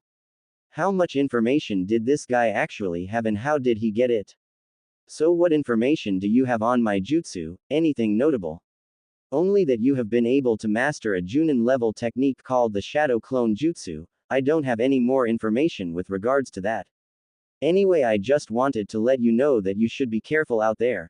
The other genin might single you out because you are rookies. Well, I'd like to see them try. Naruto walked over to stand next to Sasuke as Kabuto got up and disappeared into the crowd. Hey Tem, he said as he leaned in and lowered his voice, there's something weird about that Kabuto guy. He has too much information to still be a genin, and he has information on a sand ninja who hasn't even been to a Chunin exam. That doesn't even make sense. We should keep an eye on him. Sasuke's Sharingan flared to life. I was just thinking the same thing, Dobi. Before any of the other genin could ask what they were talking about, a smoke bomb exploded, and when it cleared, a number of Junin and Chunin were standing at the front of the room. Alright, shut up you degenerates. I'm Ibiki Morino and I'll be your proctor for the first test, and that means I'm your worst enemy from this moment forward. Welcome to the Chunin exam, the man standing at the head of the group with scars on his face said, smirking at the young genin he was about to delight in breaking. XXX. The first test wasn't anything like what Team 7 had been expecting, and frankly they found it easy. It wasn't too long into the exam that both Naruto and Sasuke had worked out the point of the exam was to gather information, and Sasuke resorted to his Sharingan to get the answers that he needed. Naruto was unfortunately out of luck in that regard, but with the amount of reading he'd had his clones do over the last 3 months on a seriously wide range of topics, he was able to answer most of the questions. Sakura hadn't even bothered trying to cheat, she simply plowed through the test and finished with plenty of time to spare. When the end of the test came, Ibiki spoke up. The final question of the exam is a do or die question. If you do not choose to answer the question, you and your entire team automatically fail. If you do choose to answer the question but are incorrect, then you will fail and you will not be able to ever take a Chunin exam again. Many of the genin were shocked at that last revelation, and it wasn't long before unconfident ninja were getting up and leaving, forcing their partners out of the exam as well. Naruto and Sasuke had both figured that it was another trick question, much like how the test was designed to encourage cheating, and so had no problems with staying. Sakura was simply confident that she'd be able to answer the question anyway. But as the test began to drag out and students began to leave, Naruto became fed up with the number of genin that were throwing away their chance for a promotion. Okay, this is ridiculous, Naruto said, standing up in the middle of the room. What are you doing, Dobi? Sasuke face-palmed at how much attention his teammate was drawing to himself. Are you seriously going to think about this? How are you ever going to be a real ninja when you can't commit to answer a simple question? Are you just going to run from an opponent in the real world even if it means you hurt your friends and teammates? Because a true shinobi would do anything it took to accomplish his dreams and goals, Datbeo. At that, the remaining genin steeled their resolve and Ibiki was deflated. Thanks for ruining my test, kid. It wasn't long after people had stopped leaving that the window exploded inwards and a sexy Konoha kunoichi named Anko flew in, landing before them while pinning a self-promoting banner up behind her with the use of 2 kunai that she'd thrown during her midair tumble. Hey Ibiki, she said to the first proctor before turning to the genin, hey, what the hell? There should be way less genin than this. You're losing your touch, man. You're early. And we had a spirited speech from one of the genin that put a dampener on the intimidation factor, unfortunately, he grumbled. Well, it doesn't matter. Okay, you little shits, I'm Anko Mitarashi and I'm your proctor for the second test. I'll explain more when we get there, but for now let's get going. Naruto noticed Sasuke eyeing the tight mesh bodysuit Anko had on that left little to the imagination and worried if he'd somehow managed to corrupt his friend by giving him those novels. When they arrived at Training Ground 44, aka the Forest of Death, Anko turned, explaining the objective of the second test. Each team will be given an Earth Scroll or a Heaven Scroll. Over the next 5 days it will be up to you to procure whichever scroll you do not have from another team and make it to the tower at the center of the training ground. If you cannot make it there with an Earth Scroll and a Heaven Scroll within 5 days, you will fail. Every member of the team must also be present for any of the members to proceed to the next stage, meaning you can't leave anyone behind. Finally, before we begin, I need each member of each team to come here and sign a death waiver, so that should you die, we are not held responsible. A few of the genin balked at this. Naruto and Sasuke smiled. As they walked over to the table to sign the waivers and get their scroll, Naruto felt a kunai brush past his face, just slightly cutting his cheek. Before he could react, Anko had draped herself over his shoulder and was licking his fresh wound free of blood. Naruto guessed she had to have some weird trait, and now he knew what it was, but that knowledge didn't stop him from being a little disturbed at what the older woman was now doing to him. He'd worked out that any ninja worth their salt had some sort of strange aspect of their personality that he figured helped them cope with being a ninja. He wondered what his would be.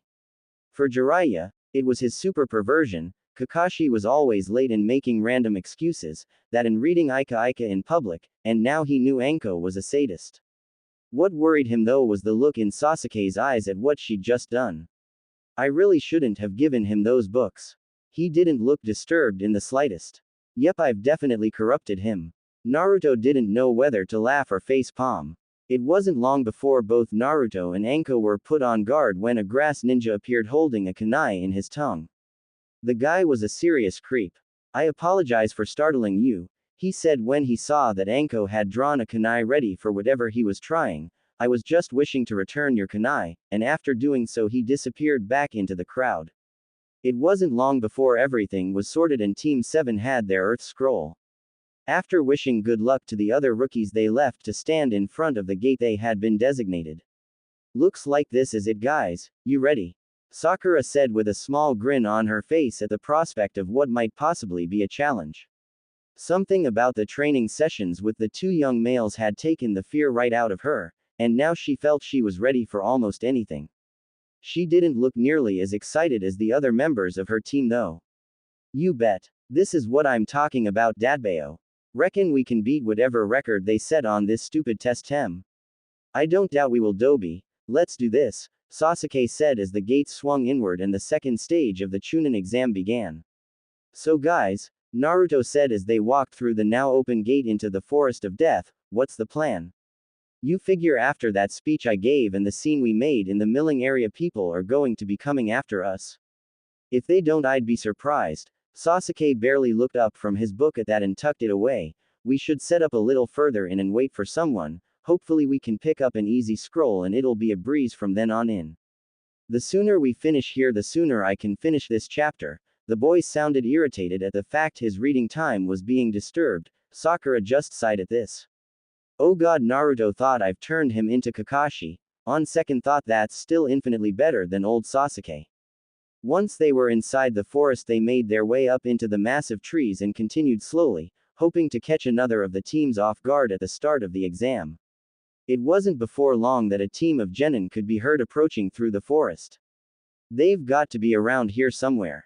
Those rookies should be an easy ticket into the final stage, so keep a lookout, the apparent leader of the squad was saying as they made their way along the floor of the forest.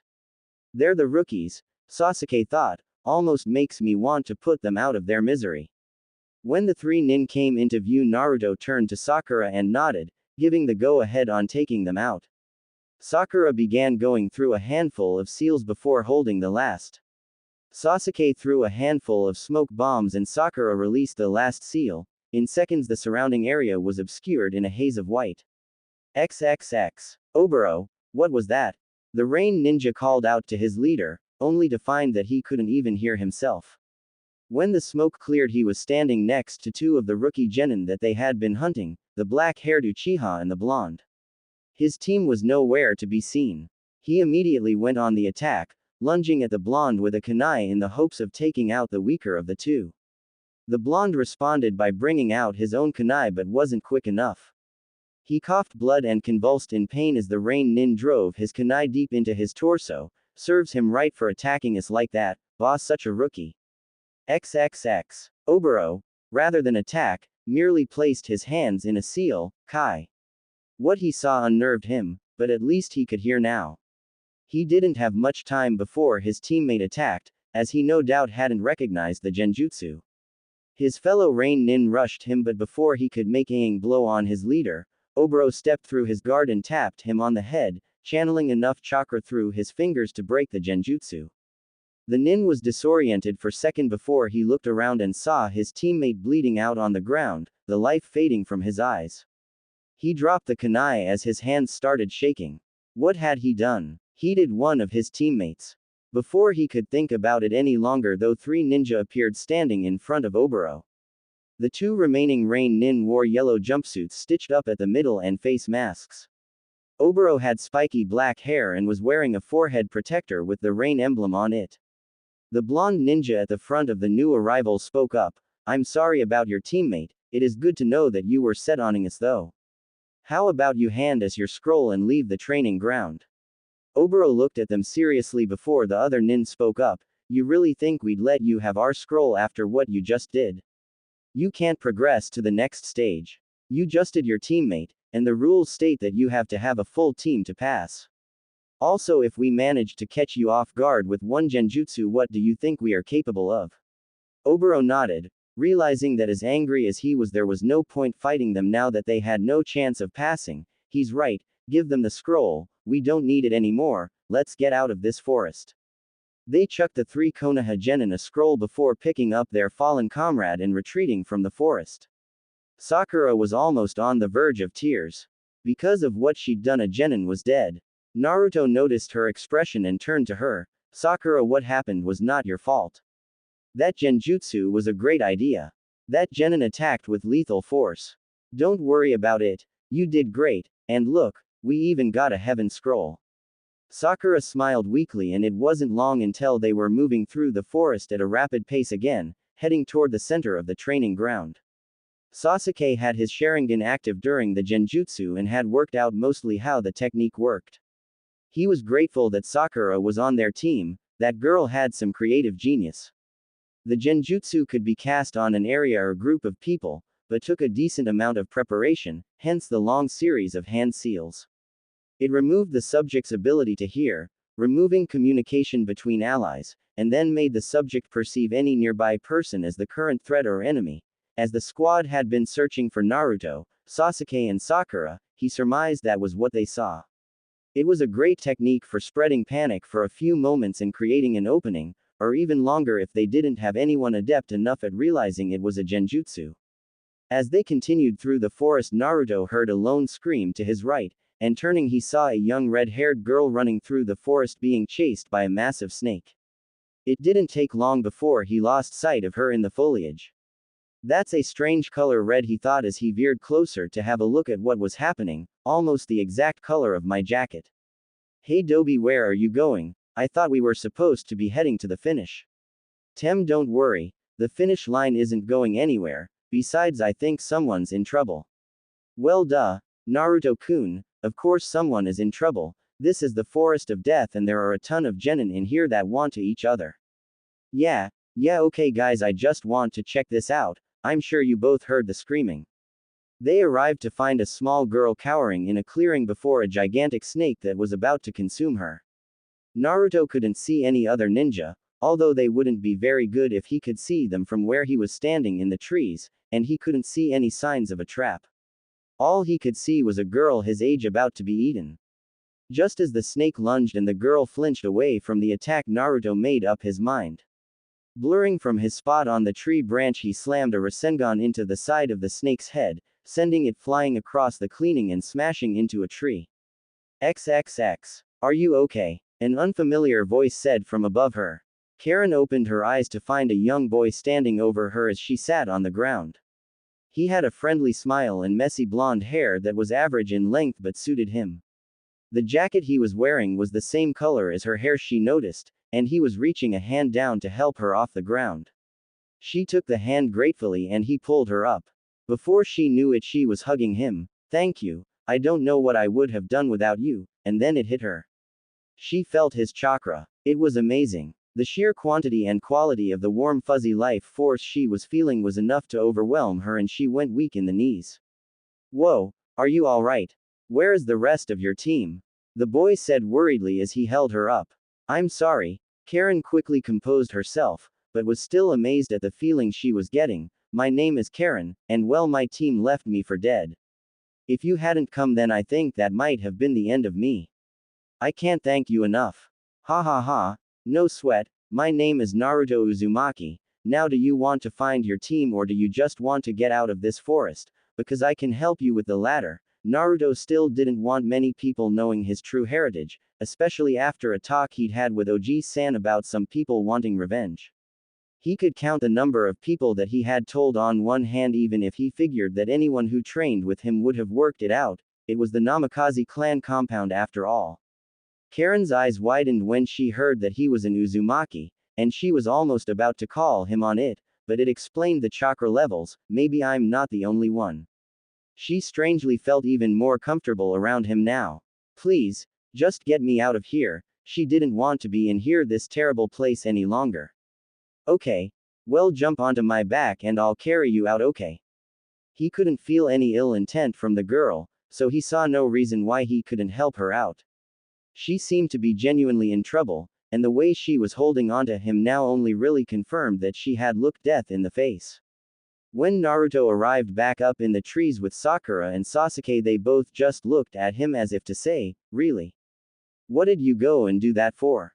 Hey, he said defensively, she would have died otherwise. Come on, I wasn't just going to let someone die for no reason. Now let's get out of this forest. I don't want to have to fight another genin team, even if it wouldn't be too hard. With that, they disappeared in a blur, Karin clinging to her hero's back with her feet wrapped around his waist, her head buried into his shoulder and neck so as to not catch as much wind, and so she could enjoy the feeling of his chakra that little bit more. XXX. They moved through the forest at a rapid pace before a blur cut them off. Standing in front of them was a ninja wearing a forehead protector with the grass emblem on in it, and a strange purple rope around their waist.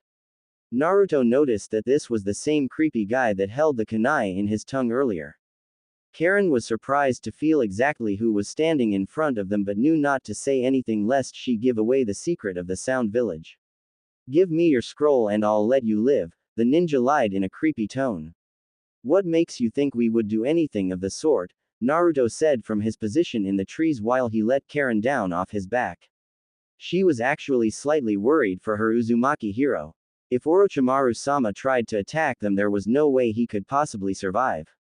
Because I told you to. With that, the grass nin began to amp up the intent in an attempt to smother the genin with fear. No strangers to intent after the encounter with Zabuza, and with their confidence in themselves high, the three were worried but not frozen in fear. Naruto could only imagine what effect this would have on any of the other rookie genin. Guys, this guy isn't an ordinary genin. He might not even be a genin. Be careful, I don't want anyone getting hurt here. Cuckoo, you really think no one will be harmed? How naive. The grass nin smiled before disappearing. The speed of this guy is incredible, Naruto thought. Within moments the nin had closed the distance and was within striking range of Naruto, lashing out with an armful of snakes. I have to dispose of these pests before I can truly test Sasuke. Orochimaru thought to himself, but I can't even them, what a shame. Just as the attack was about to land, Orochimaru noticed the pink-haired pest of a girl approaching his right side. He'd deal with her when this blonde punk had been removed from the fight. What happened next though would shock Karin and Orochimaru. The snakes appeared about to make contact with Naruto as he stood facing them, and then the blonde simply disappeared. A lone Hiraishin kunai could be seen falling to the ground in his place as the striking snakes extending from Orochimaru's sleeve continued through the air. A fraction of a second later Naruto had reappeared crouched next to his kunai with his tanto drawn. Swinging it upwards over his head, he bifurcated every one of the snakes and they fell to the ground a writhing mass. He had used Sasuke's seal as a point to jump to in order to avoid the attack from the strange ninja. The shock that played across the face of the grass nin was all the signal Sakura needed as she rushed in during the confusion, landing a solid punch on his right shoulder and employing one of her more recently developed techniques. Sakura had read that medic nin sometimes used concentrated chakra so thin that they created scalpels that could be used to perform surgery. With her training with Naruto and her already superb chakra control, she had taken it to another level. At the moment of impact, she projected a highly concentrated blade of chakra from the end of her fist. The chakra wouldn't go very far, and for now she could only project it from the end of her fist, but it didn't matter, she already had her fist against her target's shoulder. The cut was so fine there wasn't even an explosion of blood as the grass nin's arm fell away from his body. The man reeled backwards in shock and pain before opening his mouth. He began regurgitating what looked to be himself. Sasuke, we can't take any chances, that move, now. This nin was no genin and Naruto now had no qualms about using excessive force. Sasuke nodded before going through a series of hand seals and inhaling deeply. Naruto threw a Hiraishin kunai at the man who had only just completed what looked to be a rebirthing, as he was now completely healed. Just before the kunai reached the man, Naruto disappeared, reappearing next to Sasuke and flashing both of them to stand within feet of the nin that was only just now moving to block the kunai. Sasuke released his jutsu, Kaden, Gokaku no Jutsu, fire release, great fireball technique. A gigantic fireball emerged from his mouth. In the mere moments after flashing, Naruto had already gone through the seals required and had performed a jutsu of his own, Futon, Daidappa, wind release, great breakthrough. The resulting fireball was a blue gargantuan mass of flame, and it was at such a close range that Orochimaru had no hope of getting out of its way. No, Orochimaru-sama, Karin involuntarily called out in concern for the master she thought she might possibly lose. The fireball completely enveloped the grass nin and destroyed a good portion of the surrounding forest. The heat coming off of it was enough to cause everyone to break out in a sweat. Anyone that was nearby was sure to come and investigate. It would seem that young blonde is just as interesting as Sasuke-kun, but I must give Sasuke the gift of my power, the Sharingan must be mine. But now they know that the stupid little wench is one of mine. I can't let her escape this alive. When the dust and smoke from the attack cleared, a different man was standing before them. One that Naruto knew to be Orochimaru, a village defector and one of the three Sannin. Jiraiya had shown him a picture of his teammates once. This man looked almost identical to the man in the photo. Not only that, but Karin had confirmed his suspicions with what she had just shouted.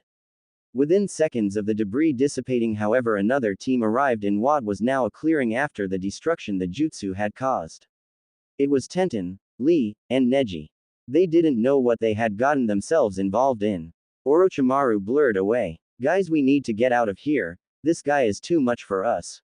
He's one of the Sannin. Naruto was actually concerned for the safety of his team now as he and Sasuke flashed over to Sakura and he was about to grab Karin and leave in an attempt to save his team from what he thought was another attack. Kuku, what makes you think you can go anywhere? The snake-eyed man said from his position behind Tenten's team. You leave this forest and this team ISED. You don't seem like one that would let innocents die. Snakes were restraining Neji and Lee, and Tenten was being held from behind, a kunai being pressed against her neck, fear evident in her eyes. Naruto was now shaking in rage at what that evil man was doing. You harm any of my friends Orochimaru and I will destroy you if it's the last thing I do. The kunai twitching was all the signal Naruto required. Orochimaru had realized now that the technique the boy was using was the Hiraishin no Jutsu. What he didn't realize was that Tenten also had a seal on her. The boy appeared Rasengan in hand, and before Orochimaru could so much as blink, his face had been destroyed. Much to Naruto's dismay though it was simply a mud clone. Damn, he must have switched out after the explosion. While Naruto had acted to save his friend the real Orochimaru had emerged from behind Sasuke and planted his teeth deeply into his neck. Naruto turned at Sasuke's screams of pain as Orochimaru withdrew his fangs and launched at Karin, intent to showing in his eyes. Karin didn't understand why her master was moving towards her until the last second and he brought a kunai down in Aang blow. Well, it would have been Aang blow had Naruto not flashed to Sakura and launched himself at the red head. He managed to grab her a moment before the kunai would have her and they disappeared. Within the span of a second he was back next to Sasuke and was seriously concerned for the well-being of his friend as he writhed in pain on the ground and a black seal appeared where Orochimaru had bitten him. Kuku, have fun Sasuke-kun, the creepy Sannin said as he sank into the ground and disappeared. Tenten, Neji and Lee all ran over to see if they were okay. Orochimaru did something to him. We need to get Sasuke out of here. Neji made to move in front of Naruto. What are you doing, Neji? Naruto was annoyed that the older boy would get in his way. We still need a scroll, Naruto, and you are down a man. Tenten was appalled at what Neji was saying. Neji, you fool. They are our comrades and you saw the beginning of that fight. Naruto and Sakura could probably take us right now and you know it. Sasuke is in trouble, they need to get help. The Hyuga looked reluctant to move, but stepped out of the way all the same. Naruto gave him a dirty look as he walked past and shunshin toward the location of the tower, carrying Sasuke on his back. Sakura wasn't far behind worrying over what was wrong with her crush. They arrived at the base of the tower and entered a small area before opening both of the scrolls. In a puff of smoke Iruka appeared before them and they were taken quickly to another area. Iruka was concerned at the condition of Sasuke. We need to see Kakashi-sensei. Now. Naruto was growing increasingly worried for his friend, who hadn't stopped his screams of pain. Kakashi was quickly brought to meet them along with a number of medical ninja. What happened? Kakashi was certain that this wasn't the result of a genin matchup. As much as he didn't want to be overconfident in his team, they really were a strong group. Orochimaru jumped us in the forest. Kakashi's eyes widened at this. We managed to piss him off apparently or something because when he got the chance he bit Sasuke on the neck and this seal appeared. He's been screaming ever since. Kakashi knew what that seal was. Anyone who was familiar with Anko was familiar with the seals that Orochimaru placed on his subordinates. But Sasuke wasn't his subordinate, so why had Orochimaru done this to the boy? He quickly rushed Sasuke off to the infirmary to see if they could do anything to help him through surviving the initial stages of the cursed seal. As Kakashi did that, Naruto had his own problems to go and handle. Sakura, go look after Sasuke, I need to go discuss a few things with my new houseguest, don't let Kakashi know about her yet, I want to talk to her first, Naruto said before disappearing. XXX. Naruto's home also made a very great prison if he'd locked it as only he could unlock the locks.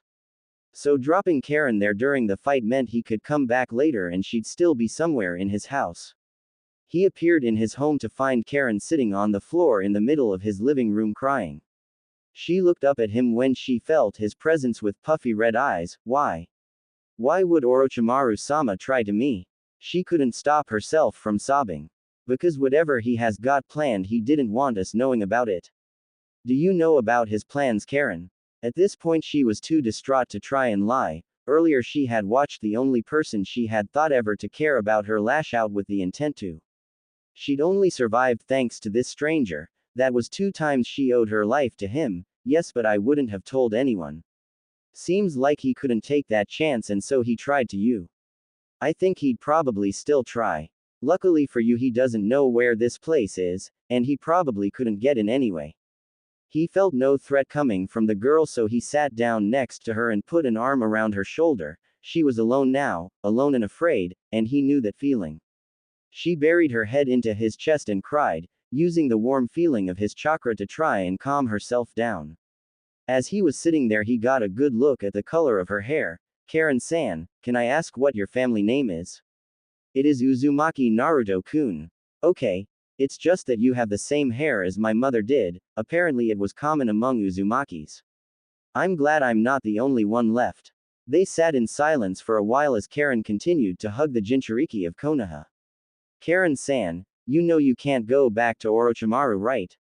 As much as it pained her to hear this she knew he was right, and somewhere within herself she was relieved.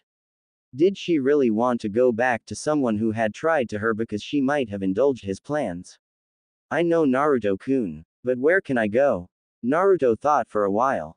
You tell the Hokage and I everything you know about the plan, and I might be able to get you protection here in the village. You might even be able to live here with me. Why would you risk your reputation for someone you've just met, someone who worked for Orochimaru? It felt weird not saying Orochimaru-sama. Because you are an Uzumaki, and we might be the last 2 alive. I know what it feels like to be alone, Karin-san. And I don't want that for anybody. Orochimaru manipulated you and you shouldn't be punished for that. Especially when you didn't do anything to hurt any of us. Karin was moved at what this boy was saying, and she could tell that not a single word of it was a lie. Orochimaru had never lied to her either, but she shuddered to think of the look in his eyes when he attacked her. She meant nothing to him now. Thank you, Naruto-kun. She'd stopped crying and leant back. She could only hope she would be allowed to stay in the village. I'll be back. Make yourself at home, but be ready if I need to get you in a hurry. I need to go see the Hokage. Naruto got up and unlocked the front door before closing and relocking it. With that, Karin was once again left alone in the Genin's home, but this time with much more to think about. XXX. When Naruto arrived at the Hokage's he walked straight up to the front desk. I need to see Oji-san. But before even waiting for an answer he stormed up the steps in the tower and burst into the room, prompting a bunch of Anbu to leap from the shadows, ready to act.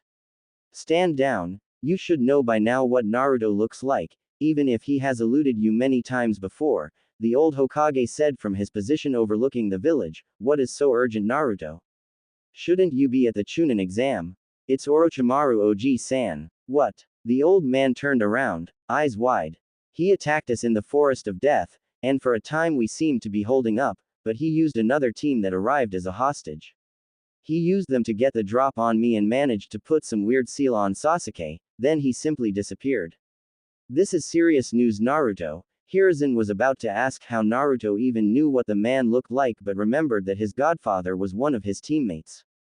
That's not all, Hokage-sama. Naruto looked at the old man seriously. Hiruzen's eyes narrowed. He hasn't called me Hokage in a long time. I wonder what is bothering him. I have in my custody one of Orochimaru's shinobi. She's a ninja of the sound, so I'd look into the rest of them too, although I doubt there's much you can tie back to Orochimaru.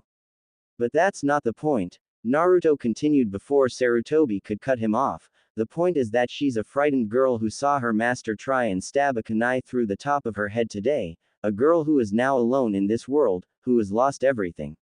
At the moment I'm the only friend she has, because I was the one who saved her from Orochimaru after she accidentally revealed her loyalty to that sick man. What I want from you is a guarantee that if she reveals what she knows of Orochimaru's plans willingly, that you will grant her protection and citizenship in this village and one day allow her to continue her life. I know what it's like to be alone and afraid, and I don't want that for her. And don't worry about what she'll do with herself. I've already decided she'll be living with me, being one of the last of the Uzumaki clan. Hiruzen was surprised that Naruto would come into his office and make a demand like this, but was also proud in the strength the boy was showing by doing it. This was all troubling news though. What was even more surprising to him though was that another Uzumaki was still alive. They were said to have all been. Naruto, you know something like that isn't simple, but considering the circumstances, especially with the appearance of Orochimaru, and she can reveal his plans, I'll see what I can do. For now keep her locked in your house and keep an eye on her. That place is secure, I know that much. Thank you Oji-san, and with that the boy was gone. It wasn't long after that Anko reported having her own encounter with the legendary snake Sannin. XXX. Naruto arrived back in his home and Karin was standing in the kitchen making something to eat. What? I was hungry. He could still see the pain in her eyes at the day's events even as she tried to hide it. The Hokage says that he'll do what he can about getting you citizenship and stuff so you can stay in Konoha if that's what you want. I don't really have anywhere else to go now Naruto-kun. Well if all goes to plan you can stay here and live with me, that won't be too bad right? The last two Uzumakis living together, he said with a smile, trying to lighten the mood. The kunoichi didn't miss the effort, and she tried to smile a little, but he could see the pain in her expression when she did. Come here. Naruto walked into the kitchen and pulled her into a hug. She instantly warmed at the contact. Do you think you could tell me about why Orochimaru did what he did to Sasuke? She nodded and they walked over to sit on the couch. He put one of his cursed seals on Sasuke. They give the user an incredible power if they can survive the initial process. From everything I know Orochimaru wants to use Sasuke as his next host. I'm not sure how putting the seal on Sasuke would accomplish that, but that's what I know. Is there any other reason why Orochimaru is here at the Chunin exam? Karin nodded. He wants to invade and destroy Konoha during the Chunin exam finals. What else can you tell me? Karin went on to explain that the Sound and the Sand villages were allied and that they were told not to attack each other too much during the exam so as to preserve strength.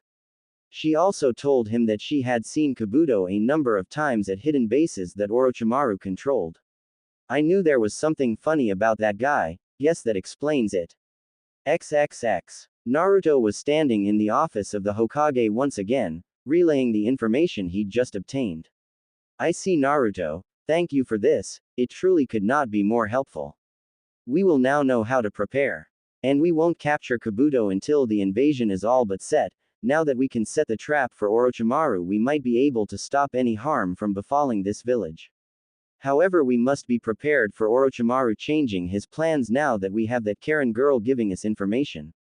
There is a lot to think on. Naruto you should get back to your team. Sasuke may need your support if he is to make it through this ordeal. What about citizenship for Karin? I'm trying Naruto. Now go, your team needs you. Thank you Oji-san, and with that Naruto disappeared. That boy has come through for us Minato, you would be proud, Hiruzen said to himself as he sat down at his desk to think. XXX. During the night and with the support of his team Sasuke pulled through the first stage of the seal and reached a stable level. As soon as he was ready, Kakashi took him away and sealed the power so that Sasuke could keep it under control. Now all they had to do was wait. They had all decided that as they wait for the second stage to come to a close they would rest at Naruto's as it was secure and comfortable. There was nothing the proctors could really do to stop them from leaving so that was where they stayed. Naruto explained the situation with Karin, and the team didn't really have many problems with it. They weren't as accepting at first, but if Naruto was okay with it then they were okay with it as well. It wasn't long before they got used to her being around and she was nice enough, if a little bossy sometimes. The first night they slept there after they completed the second stage Naruto was lying awake looking at the ceiling of the master bedroom when there was a slight knock on the door. He opened it up to find the short red head in the cute pajamas he'd bought for her earlier that day because she didn't have any clothes to wear now. I couldn't sleep. She looked like she'd been crying a little. Nightmares, can I sleep with you tonight? I know it sounds weird, but your chakra makes me feel good. It's okay. He pulled her into a hug and led her back to bed where they lay with her head against his chest. Thank you Naruto for what you did for me, Karin whispered as she fell asleep. Anytime Karin-chan, Naruto fell asleep.